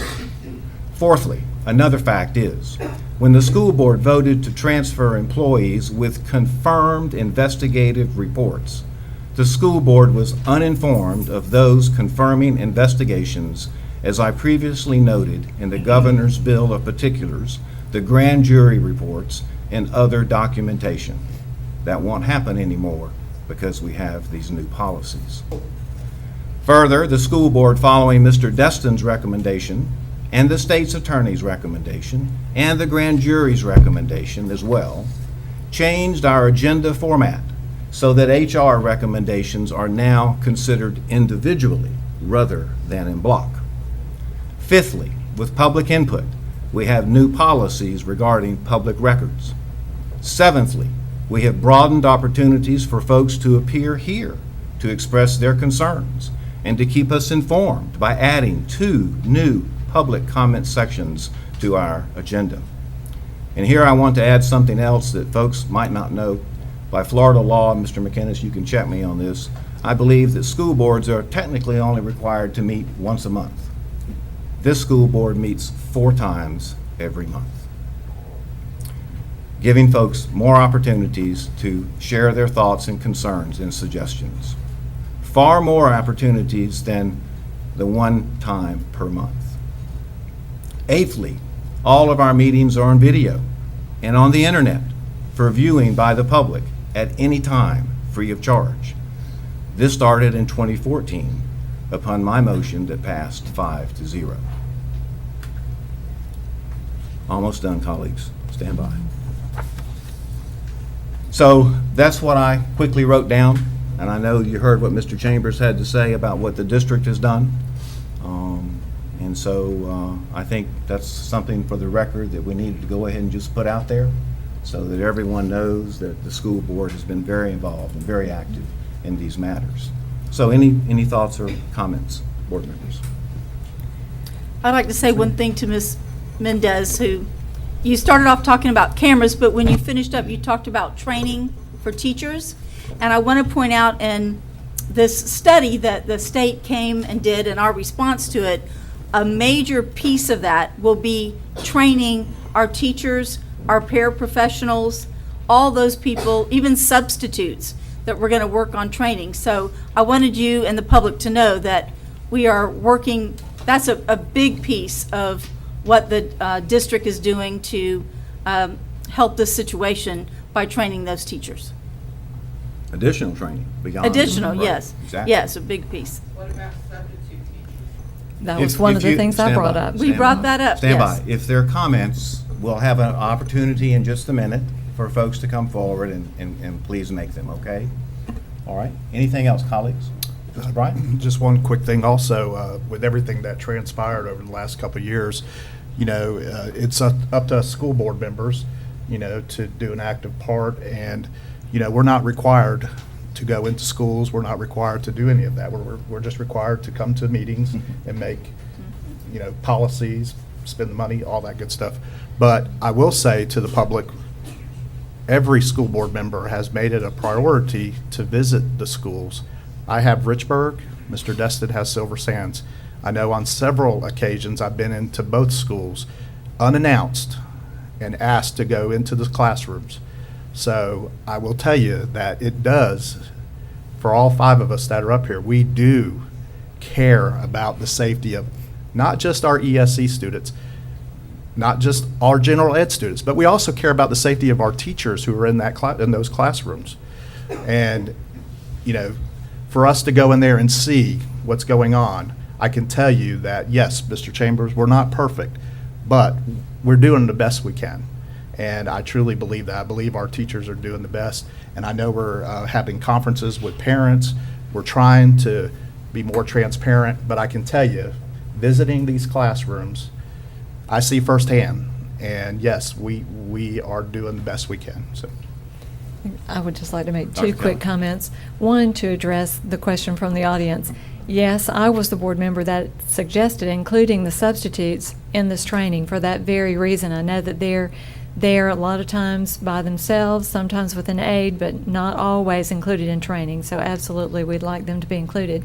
But secondly, to your comments, Dr. White, I was very proud that during the campaign, I watched all of those things taking place, and I was able to say and congratulate a then sitting board member and a candidate for making those policy changes that would impact us and enable us to have better measures, better controls on the things that were happening in our own district. And I think that it was appalling, as you stated, as you pointed out, that board members, sitting board members at the time, had no knowledge of the things that were going on, and that board members had to bring it up to have things happen, to make change. Board members do make change and that we make policy, but that kind of defining change usually doesn't come from a board member. So I'm very proud of that fact, and thank you for taking the initiative there. And I don't say that just because we've been colleagues, but thirdly and lastly on this point, I think you have a board now that is very invested. A number of us went to school here. Our children were educated here. We taught here. Our lives and our careers have been here. So we take this very seriously, not just this situation, every situation. This is part and parcel for why we chose to run and to be elected. We don't take any of these things lightly, and I'm very appreciative when we have people come and address the board, like Ms. Mendez and others who have come, and we take those things seriously. So thank you for that. Thank you, Dr. Kelly. Anyone else? Mr. Destin? I would just observe that I have great expectations for the meetings that Superintendent Chambers is facilitating. We have our top executive of the school district intimately involved in that. We've looked at some of the recommendations on Thursday at the workshop, and they're going in the right direction, and I expect that they're going to make a big difference. And they have the participation of the teachers, the parents, and it can only go in the right direction, I think. Thank you, Mr. Destin. Anything else, Superintendent? No, sir. Okay. All right, so thank you, Ms. Mendez, for your appearance. And let's go ahead, board members, now. Let's go ahead and move on to the public comment section. And I think I've got a couple of cards over there. Ms. Mary, is that right? So again, Mr. McInnes, if you'll do the duty as far as informing folks. So I think the first one that was turned in was by Mr. Randall Chambers, who lives at 301 Palm Boulevard in Niceville. And you wanted to speak, according to the card, regarding the principal process or something such. Is that right? Something like that. All right. So, Mr. McInnes, would you give the rules? Yes, sir. Mr. Chambers will have 4 minutes to make the presentation. Okay.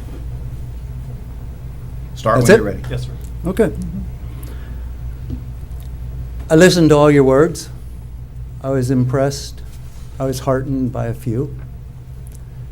And now, not so many years ago, there were policies in place at Silver Sands School that were fairly plain to understand for the staff and for the parents, and they were effective in providing a safe environment for learning and teaching the special needs population of the school. There were also advocates who knew firsthand who the staff were and how they worked to ensure that students were able to thrive in a safe environment. Silver Sands is not your typical school, nor are the students there. They are much more special. First, it seems that the school, lost its advocates. Then policies that worked and programs that help ensure those policies could be carried out were removed. One such program was PCM, Professional Crisis Management. In place of these programs, in my humble opinion, ineffective policies such as the hands-off policy were implemented. All of this was done, apparently, with no input from the people most familiar with the needs of the students, i.e., the staff at Silver Sands School.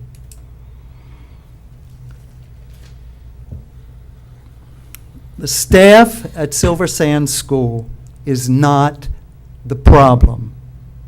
That there is no effective policy in place to help students when they are in a crisis is, until a good policy is introduced, the students, the staff, the school and this school board are in trouble, okay? May I ask a question? Do you teach at the school there? Are you involved there? I am very much involved there. I don't teach, Okay. but Well, I'm that's helpful. very I mean, much involved there. I'm curious about your insights, so that's why. I Yes. And I'm very much involved there right now as we speak. Very good. And now that I've lost my place, it's okay. It's my fault. Because what this has created is an environment where the students know that they can control the situation any way they want, any hour of any day. And all they have to do is to act up. And our policy, our, to me, ineffective policy, goes into effect. And these students can have the total and complete attention of 4 to 6 adults for as long as they want it.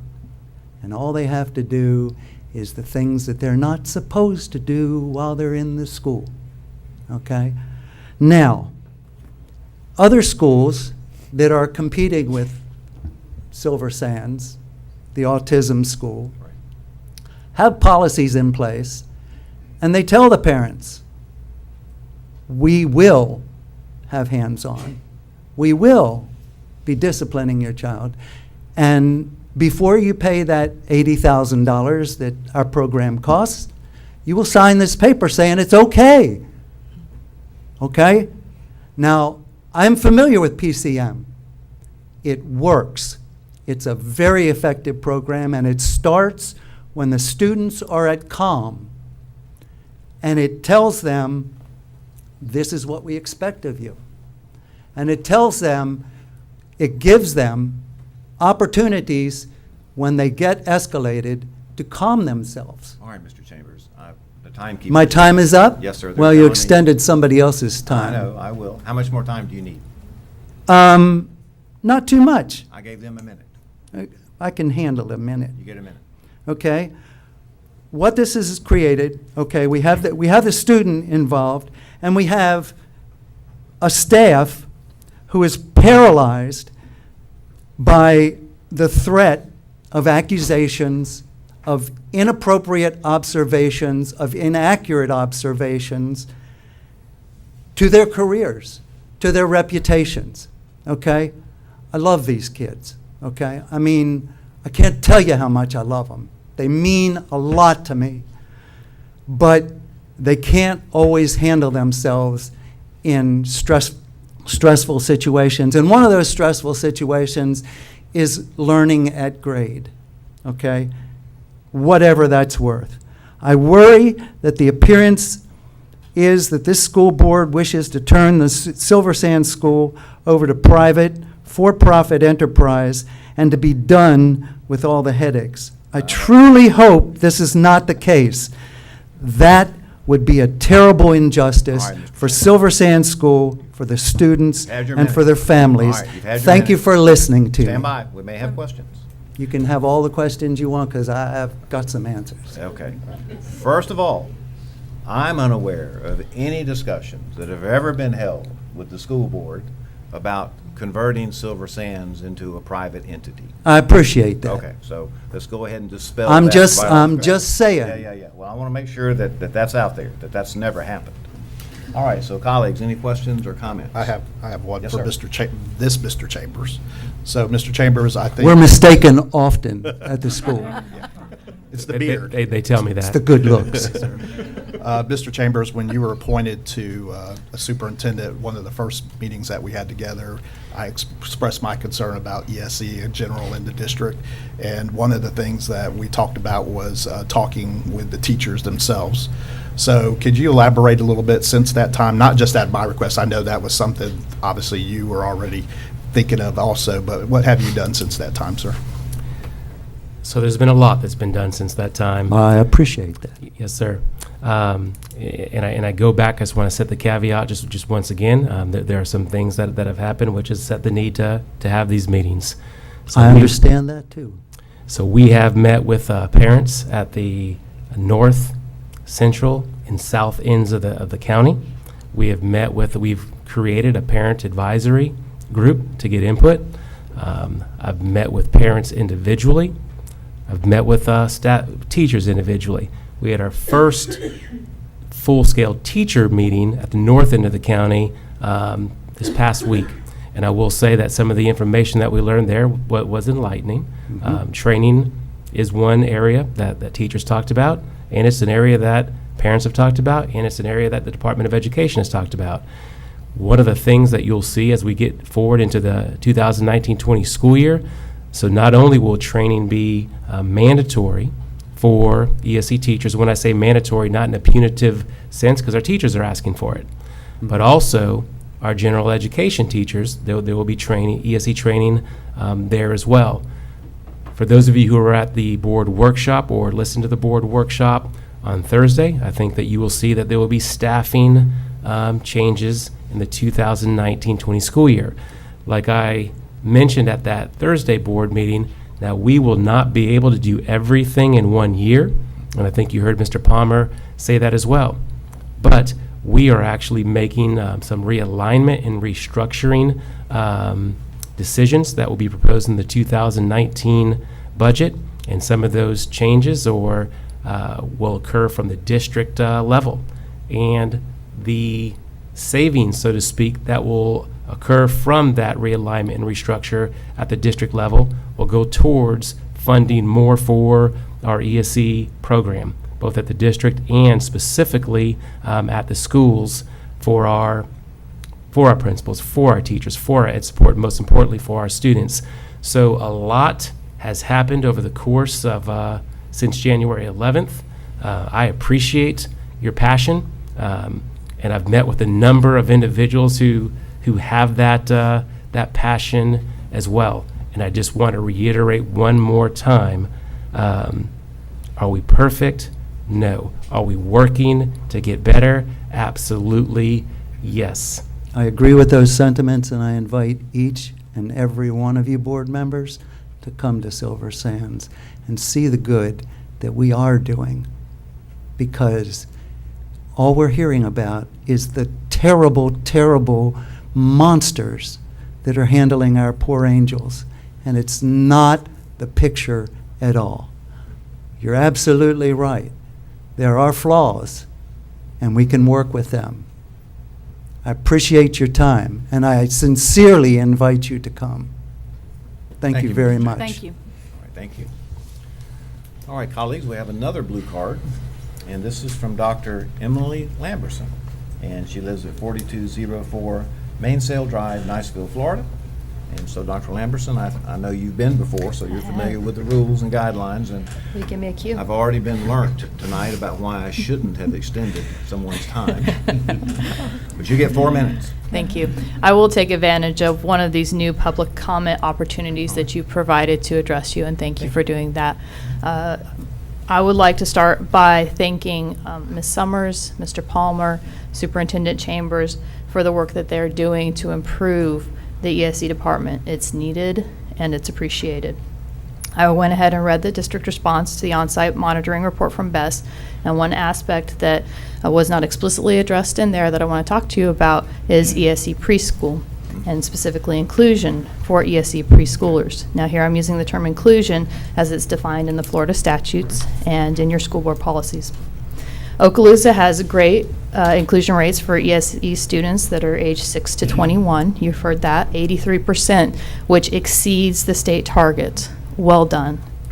However, when you look at ESE preschoolers, only 5.09% of our ESE preschoolers attend early childhood programs and receive a majority of their special services and education with non-disabled children. 5.09%. The state target is 43%. We only have 5.09%. That's the fourth lowest inclusion rate in the state, and that's including the Florida School for Deaf and Blind. So we do better than they do, but we're fourth lowest in the state. Now, Ms. Summers calculates that well over 60% of these pre-KD students move on to typical gen ed kindergarten. However, I want to point out the U.S. Department of Education supports inclusion for preschoolers. The U.S. Department of Health and Human Services supports inclusion for preschoolers. The state supports inclusion for preschoolers, as evidenced by the fact they set a goal of 43%. Your policies support inclusion for preschoolers. You state that preschoolers are entitled to a least restrictive environment. Given the fact that only 5%, approximately, of our preschoolers are accessing non-disabled peers, I have to wonder, are they actually getting their least restrictive environment, especially considering that so many of them go on to general education for kindergarten.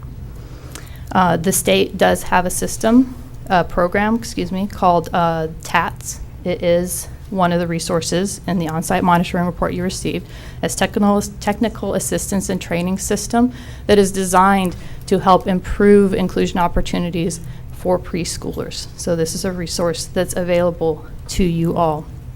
So I would like to know how the district plans to address this low inclusion rate for preschoolers. Have considerations been given to using existing resources like trying to combine pre-KD with VPK or partnering with community partners?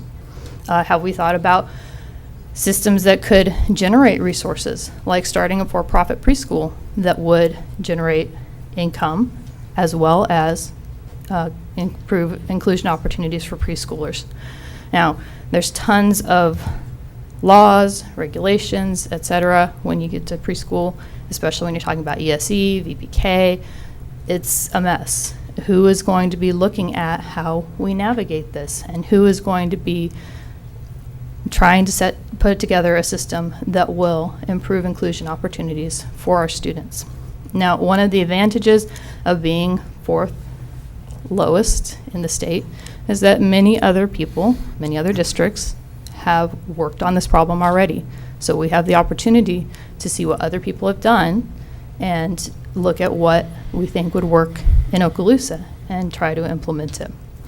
Preschool is an area where there are many good things happening. There are things that you do well, and there are things that you can do even better. I'd ask you to please not forget about preschool as you're looking at making changes for ESE, and to please improve the inclusion opportunities for preschoolers. Thank you, Dr. Lamberson. Thank you. And so I saw you feverishly writing notes as Dr. Lamberson was speaking. Is there anything that we, I mean, I suspect that what you'll do is come back with information about this particular issue. Correct. Is there anything else that? And Ms. Lamberson and I, we've had a number of meetings. Thank you. And I do appreciate her passion, because once again, another individual with the heart in the right place. So I do appreciate that. Based on some of the meetings that we had, we actually, and though maybe not enough, but based on our meetings, we were able to get a VPK, some VPK students at one particular school. I go back to say, maybe not enough, and that's something that we are still working on. Mm-hmm. But I do hear you. All right, thank you, Doctor. Mm-hmm. Anything else, board members, colleagues?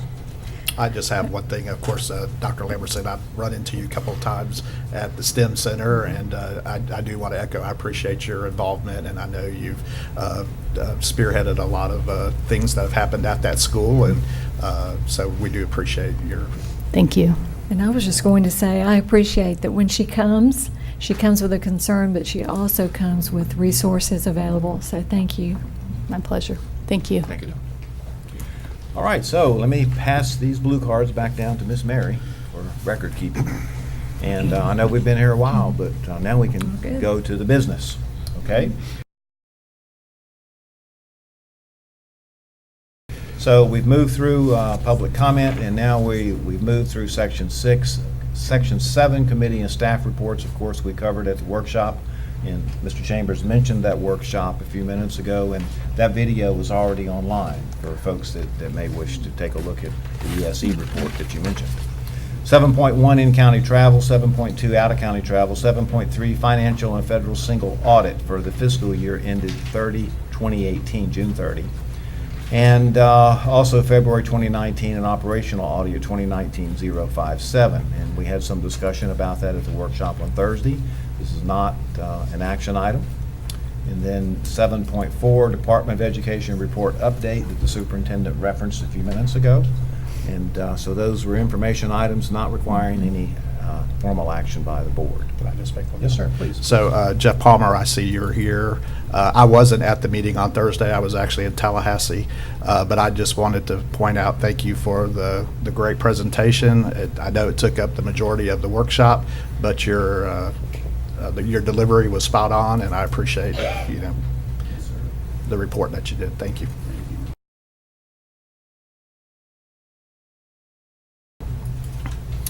All right, so moving on to consent agenda, section 8. 8.1 will be the approval of the agenda. And so, of course, this is an action item, board members.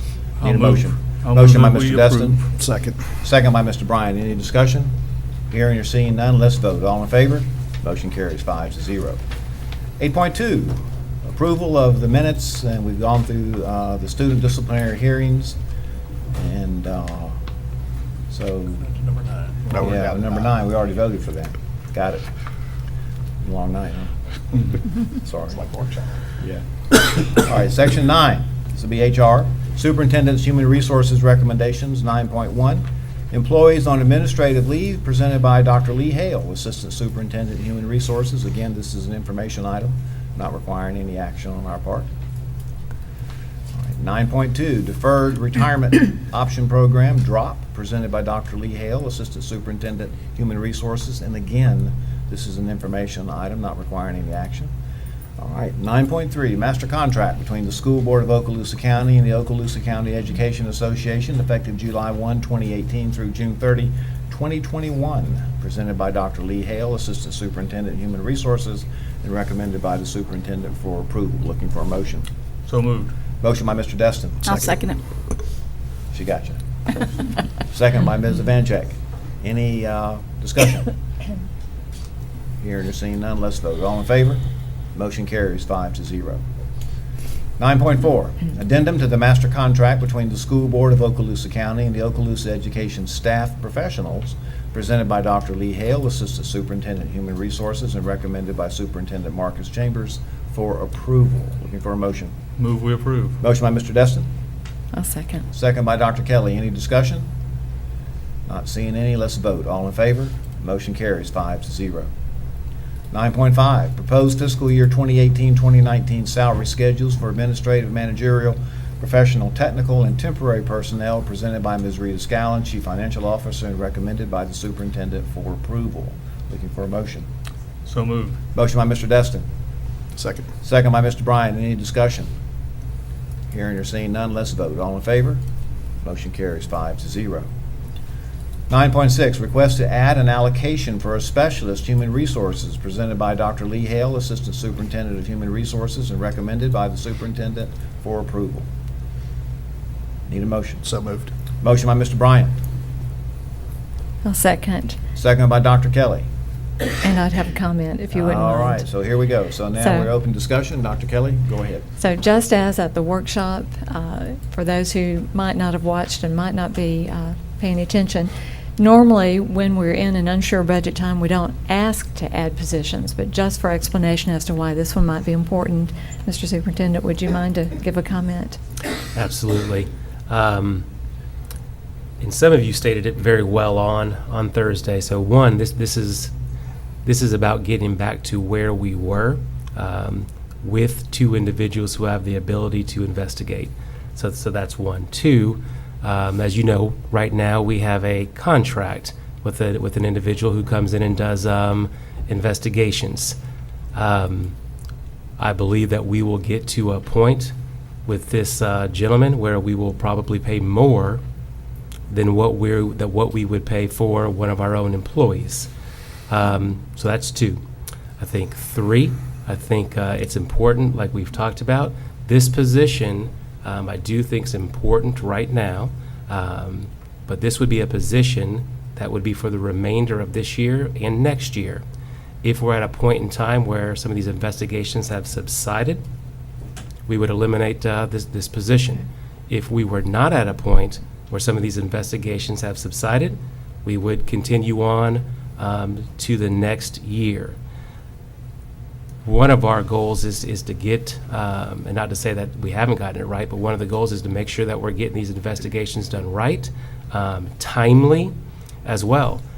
When these investigations are not done timely, that's also, it's a hindrance for schools. It's also a morale issue as well. So I just think it's important that we look at this position. I think Mr. Chapman would gladly stand up here at this podium and say, yes, yes, it's needed. But I do want to be clear that we, just as you want to be fiscally responsible. And I absolutely want to be fiscally responsible and understand where we are with budget. But I also want to be in a situation where we're doing these right, and where we're not paying a contract that would be more than if we had our own employed employee. Right. Thank you. And I do think it's very important that these are done in a timely manner and they're closed out so we can move on. Yes, ma'am. Thank you. And to be clear, at the end of the 2019-2020 year, to keep this person employed or have that position, it will have to come back to the board, correct? Absolutely. Okay, thank you. The only Mr. comment Destiny. I have is if they have to be done in a timely fashion or the system just breaks down and stops. We had 2 people doing it before this, so I hope that you're right in your rosy prediction that maybe we won't need but one, but history tells me that's probably not going to be the case anytime soon, so I'm going to support you on this one. Thank you. Okay, any further discussion or comments, board members? I'll move we approve. All right, motion by Mr. Destin, of course, and we have a second, I believe, already. So unless there's any further discussion, all in favor, raise your hand. Motion carries 5-0. All right, 9.7, personnel recommendations presented by Dr. Lee Hale, Assistant Superintendent of Human Resources, and recommended by the superintendent for approval. And this will be the substitute list and so forth. So I'm looking for a motion. So moved. Motion by Mr. Bryant. I'll second. Second by Mr. Destin. Any discussion? Seeing none, let's vote. All in favor? Motion carries 5-0. 9.8, employment separations presented by Dr. Lee Hale, Assistant Superintendent of Human Resources, and recommended by the superintendent for approval. I move we approve. Motion by Ms. Evancheck. Second. Second by Mr. Destin. Any discussion? Hearing or seeing none, let's vote. All in favor? Motion carries 5-0. 9.9, employee transfers presented by Dr. Lee Hale, Assistant Superintendent of Human Resources, and recommended by Superintendent Chambers for approval. Need a motion. So moved. Motion by Mr. Destin. Second. Second by Mr. Bryant. Any further discussion? Let's vote. All in favor? Motion carries 5-0. 9.10, employee reinstatement presented by Dr. Hale, Assistant Superintendent of Human Resources, and recommended by the superintendent for approval. Need a motion. So moved. Motion by Mr. Destin. Need a second. Second. Second by Mr. Bryant. Any discussion? All right, then let's vote. All in favor? Motion carries 5-0.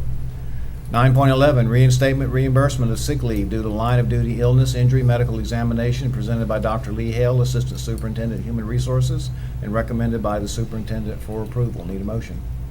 So moved. Motion by Mr. Destin. Second. Second by Mr. Bryant. Any discussion? All right, let's vote. All in favor? Motion carries 5-0. 9.12, leave without pay presented by Dr. Lee Hale, Assistant Superintendent of Human Resources, and recommended by the superintendent for approval. Need a motion? So moved. Motion, Mr. Bryant. Second. Second by Mr. Destin. Any discussion? Seeing none, let's vote. All in favor? Motion carries 5-0. All right.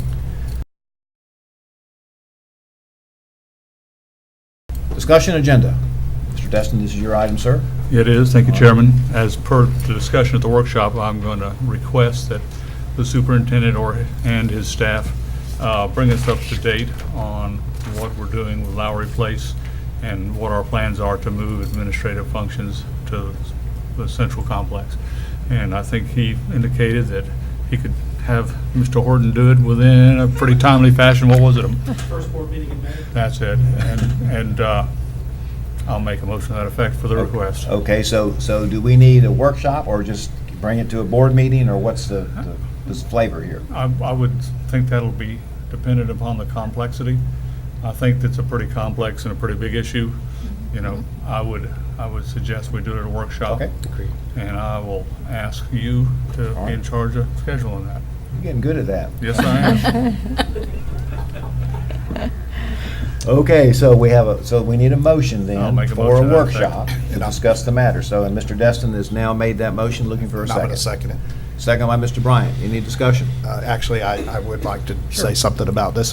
Mr. Destin, I appreciate you bringing this up because before August of 2017, this was our priority. We were trying to figure out what we were going to do with Lowry Place, and I think we owe it to the taxpayers of Okaloosa County on what we're going to do with Lowry Place. I know it has a lot of sentimental value, but in reality, it's really a burden to operational cost, and I truly believe that, you know, the idea of centralizing is the way to go, one, for cost effectiveness. Two, it also puts staff in position for the superintendent to be right there instead of either going to see Ms. Scallon down at Lowry Place or going up to Crestview to see Mr. Horton. So I think this will be a good step in the right direction, just to be good stewards with our taxpayer dollars here. So. Absolutely, and my only goal is that we can make a fact-based, rational decision based on, you know, looking at the facts. And I could just add to that, that as someone who's worked in that building, it's not the most ideal place to work in, since it is one of our very ancient buildings. Well, I also believe. You went to elementary school there. What do you mean? No. That was all before you got there. But I also. Point made. But I also Before you believe got that. What are you saying? But I also believe that when this building was purchased some time ago, years and years ago, that was the intent of purchasing this building, was to centralize. And I know there's people out there that say Crestview's the county seat, we should have everything up there. But in all practicality, this is the best option for us It's right now. central. Yes. All right, so you got your work cut out for you then, so we need to vote on the motion. All right, so any more discussion? All right, let's vote. All in favor? Okay, 5-0. Thank you, Mr. Destin. Thank you. All right, so there were no items moved to discussion, so let's go ahead and now go to Section 11, Construction Program Owners Representatives Business. And so the first item, Mr. Destin, is the status report. It is, and we worked on a number of projects this morning in our Monday meeting. And Dr. Smith, well, I've got to get that right, is here, and if he wants to give us a brief little update on what today's projects were.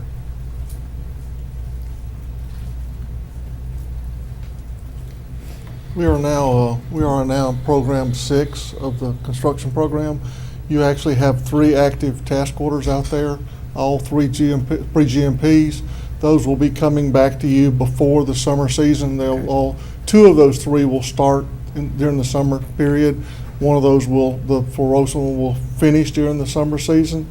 Besides that, we'll have one other pre-GMP that will be coming to you, which is the Baker kitchen renovation, and you should see it at your next board meeting. That was the basic crux of the meeting today. Yeah, and it looks like a very worthy project, and they're going to make a great improvement on that kitchen that needed it for a very long time. Right. All right, thank you, Dr. Smith. Thank you, That Mr. covers Destin. So and that brings us to 11.2, authorization for professional services agreement from Faithful and Gould for price validation for program number 6, task order number 3, Flarosa Elementary School parent drop-off, pickup, relocation, traffic flow reconfiguration, presented by Dr. Bill Smith, Specialist Facilities Planning and Maintenance, and recommended by the superintendent for approval. And I need a motion. I'll move that one for approval. Motion by Mr. Destin. Second. Second by Mr. Bryant. Any discussion? Just to say that all that long thing I found out means that we are getting the best price out there. That's exactly So right. everybody else watching or listening, I figured that out too, so that's great. Yeah, that's what the guaranteed price That means. If it guarantees goes the- over that, then yeah. it's not our problem. Yeah. I don't know why it took all that to say that, but we got It it. was a long one. All right, so looking for a motion then? I'm We got a ready. motion, We have a that, second? yes. All right, so any more discussion? Not hearing any, let's vote. All in favor? Motion carries 5-0. 11.3, certification of Okaloosa County School District Facilities FISH, stands for Florida Inventory of Schoolhouses data, for 2018, presented by Mr. Steve Bolton, Director of Facilities Planning and Maintenance, and recommended by the Superintendent for approval. Need a motion? So moved. Motion, Mr. Bryant. Second. Second, Mr. Destin. Any discussion? Hearing or seeing none, let's vote. All in favor? Motion carries 5-0. All right, Section 12, Information Technology and Seat Management Contract. 12.1, Terms and Conditions Agreement for the Beta Test Addendum, Exhibit A, between Cox Communication NFS LLC, DBA, Cox Business, and the Okaloosa County School District, presented by Mr. Dustin Keith, Specialist, Seat Management, and recommended by the Superintendent for approval. So I need a motion. I'll make a motion. Motion by Ms. Vancheck. I'll second. Second by Dr. Kelly. Any discussion? All right, let's vote. All in favor? Motion carries 5-0.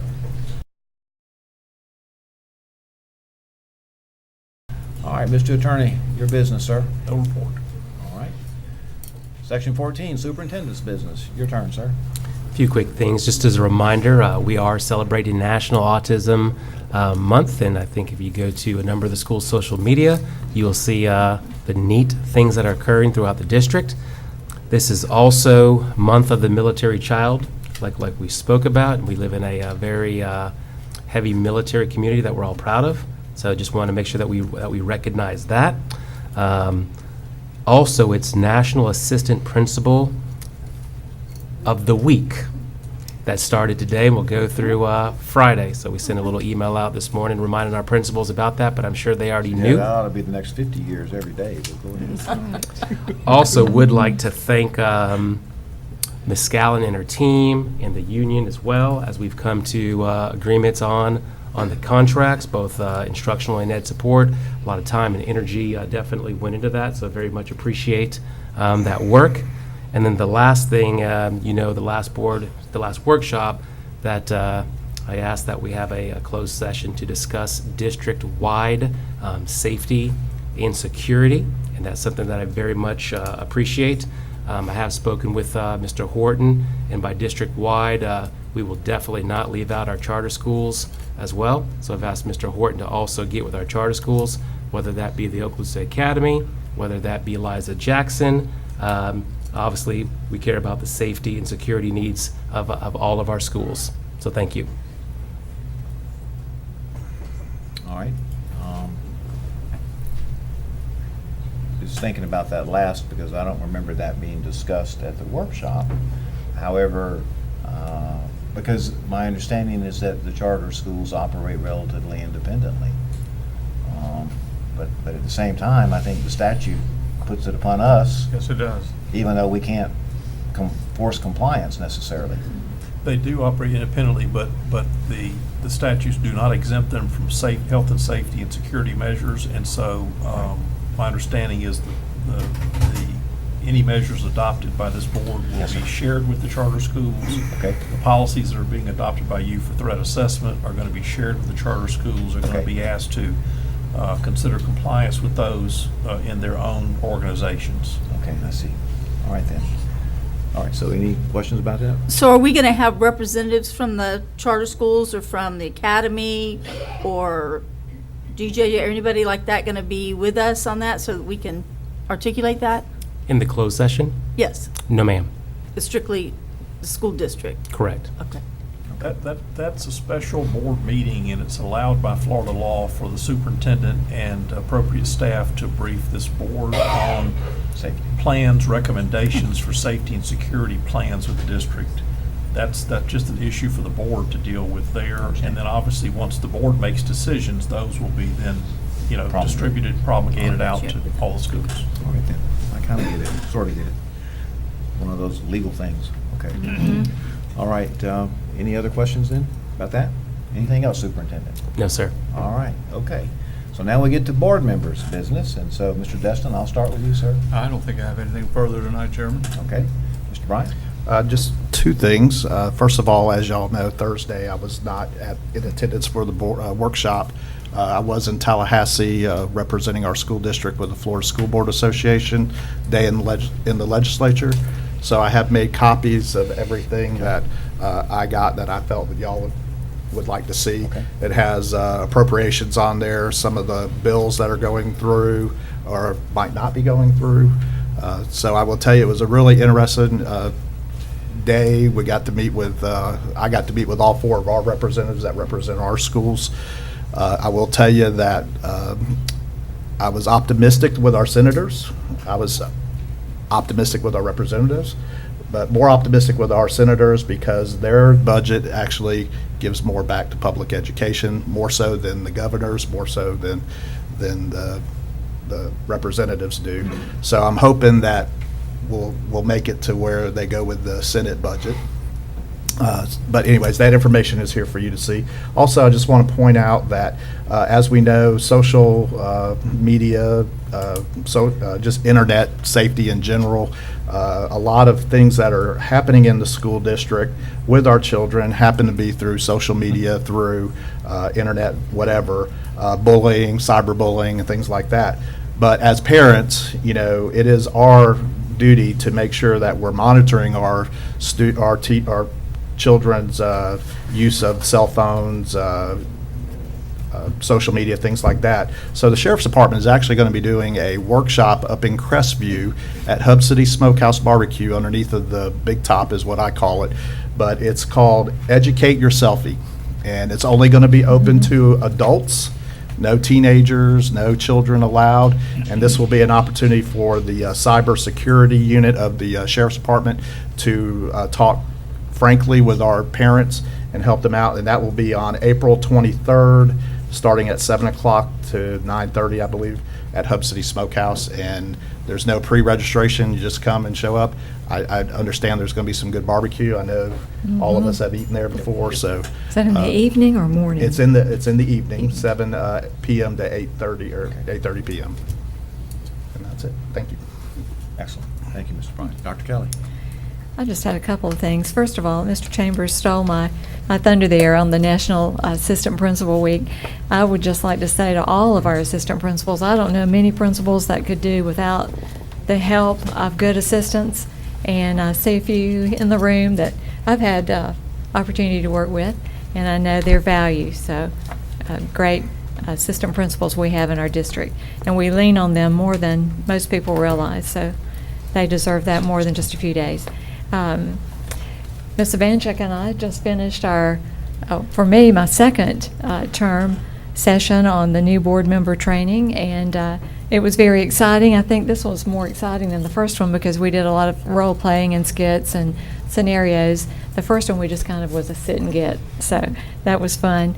But also, just lastly, to say that though this isn't a school event, it's a really good event for all the communities, and that's coming up Saturday. I think Friday night and Saturday, the Baker Rodeo.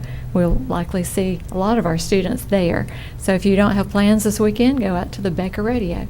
That's all I have. All right, Dr. Kelly. Thank you. Ms. Ivanchuk. Okay, thank you. Couple things that I'd like to point out. The Choctaw Drama Group is going to present Guys and Dolls this weekend, and we've had some great drama productions from our schools. I mean, it's very professionally done. So that. The other thing is that Kenwood Elementary is turning 50, and they're doing a big celebration this Friday. And do you remember that school being built too, Dr. White? I won't say. He's exaggerating. I might remember and know the first principal. You're not saying, oh, yes. But we want to congratulate them, but also to kind of throw in there that, you know, speaking of that, to remind our citizens that our schools have been around a while and that we have some needs in our infrastructure and so forth that we'll need to address in the future. But and then tomorrow I'll be meeting with our Public Schools Foundation. That's always a great time, and I'll be glad to report on what comes out of that tomorrow, different things going on. So thank you. Awesome. Sure. Ms. Ivanchuk, I will have to say, Niceville did Mamma Mia the other night. Yes. Fabulous. It was fun. So if you're an ABBA fan, that was your place to be that night. They did a great job. Mr. Jackson and his team did a fabulous job. So I bet you were singing along with we were. We were all dancing out there. So it was a really fun event. So All right. So these are from Mr. Bryant coming your way. So Connie's told me not to say this anymore, but I'm going to say it. I've already talked too much tonight. So we'll go ahead now and move into the number 16, second round of public comment. Is there anyone here tonight that would like to address the board? Mr. Early? You have a blue card, sir? Already got it filled out. Okay, you know the routine. You've been here before. Yes, sir. Okay, if you'd hand that to Ms. Mary and. Sure will. Mary, 2 minutes. okay, I'm all right. with Mary, if you want me to read that, the address, I will. So everyone. OSC is 908 Loma Fay Lane, Fort Walton Beach, Florida. Thank you, Mr. Early. Anytime. Okay, there you go. Dr. White, first email with you a long time ago, I told you point blank, you lost the public's confidence, okay, in a lot of different ways, from the school board to the school district and everything else. We've come a long way. We really have. I'm very happy to say we've come a long way. Everything y'all said tonight was true. You didn't shade anything. It was straight out, it was to the point, it was honest, and it was greatly appreciated. It's been a pleasure working with y'all for, almost 2 years now. It really has been. We've got a long way to go. We got a lot of things to do. Y'all are very honest with it. The public sees that, the public hears that, the public appreciates that. We've got a lot of things going in this school district. I told you from day one, 98%. Okay, you say 99. I said 98 right off. I like yours better. It's probably more accurate than 98, but the truth of the matter is, I came here because of this school district. I came to Eglin Air Force Base because of this district. My kids had a great time here. If y'all keep doing what you're doing, if y'all keep doing what you're leaning into, my grandkids will have that same type of great experience. I'm looking forward to it. I'm looking forward to helping y'all. I'm looking forward to be here with y'all. One thing, the camera systems, you know my background and everything else that y'all are talking about. There are systems out there that can do whatever you want to, and if you ever need to take a look at them and discuss them or anything else, I've done these installations all the way around. I'll give you all the free advice and all the systems. I can break it down, tell you how it'll work. But there's systems out there that you can put in that nobody can ever see until you have a reason to look at them, and then only by authorized personnel. And you can get through the FERPA requirements with that because, plain and simple, the only people looking at it are school employees who have full access to it. They don't always have to be put out when you take an action. Okay, so there are things you can do there. Like I said, I really appreciate y'all. To the new members, y'all got a ride coming up that, is going to be a lot of fun. It's going to be a lot of work, but it's going to be a lot of fun. But thank you for my 2 minutes and thank you for the time. Tonight's reaction to the public was outstanding. I just want to say thank you. There has been a change in this district. There's been a change in the atmosphere here, and it is greatly appreciated. Thank you very much. Thank you, Mr. Early. Thank you. And you were one of the ones that I was speaking about when I said with public input regarding some of those policy changes, and we're grateful for that. Thank you. It's my district too. Thank you very much. Thank you. All right, so as we move into the next section, we've had the public hearing, so Mr. Attorney, unless there's something else, Mr. Chambers, I think we're ready to staff. You got anything? All right, 8:30. We're adjourned.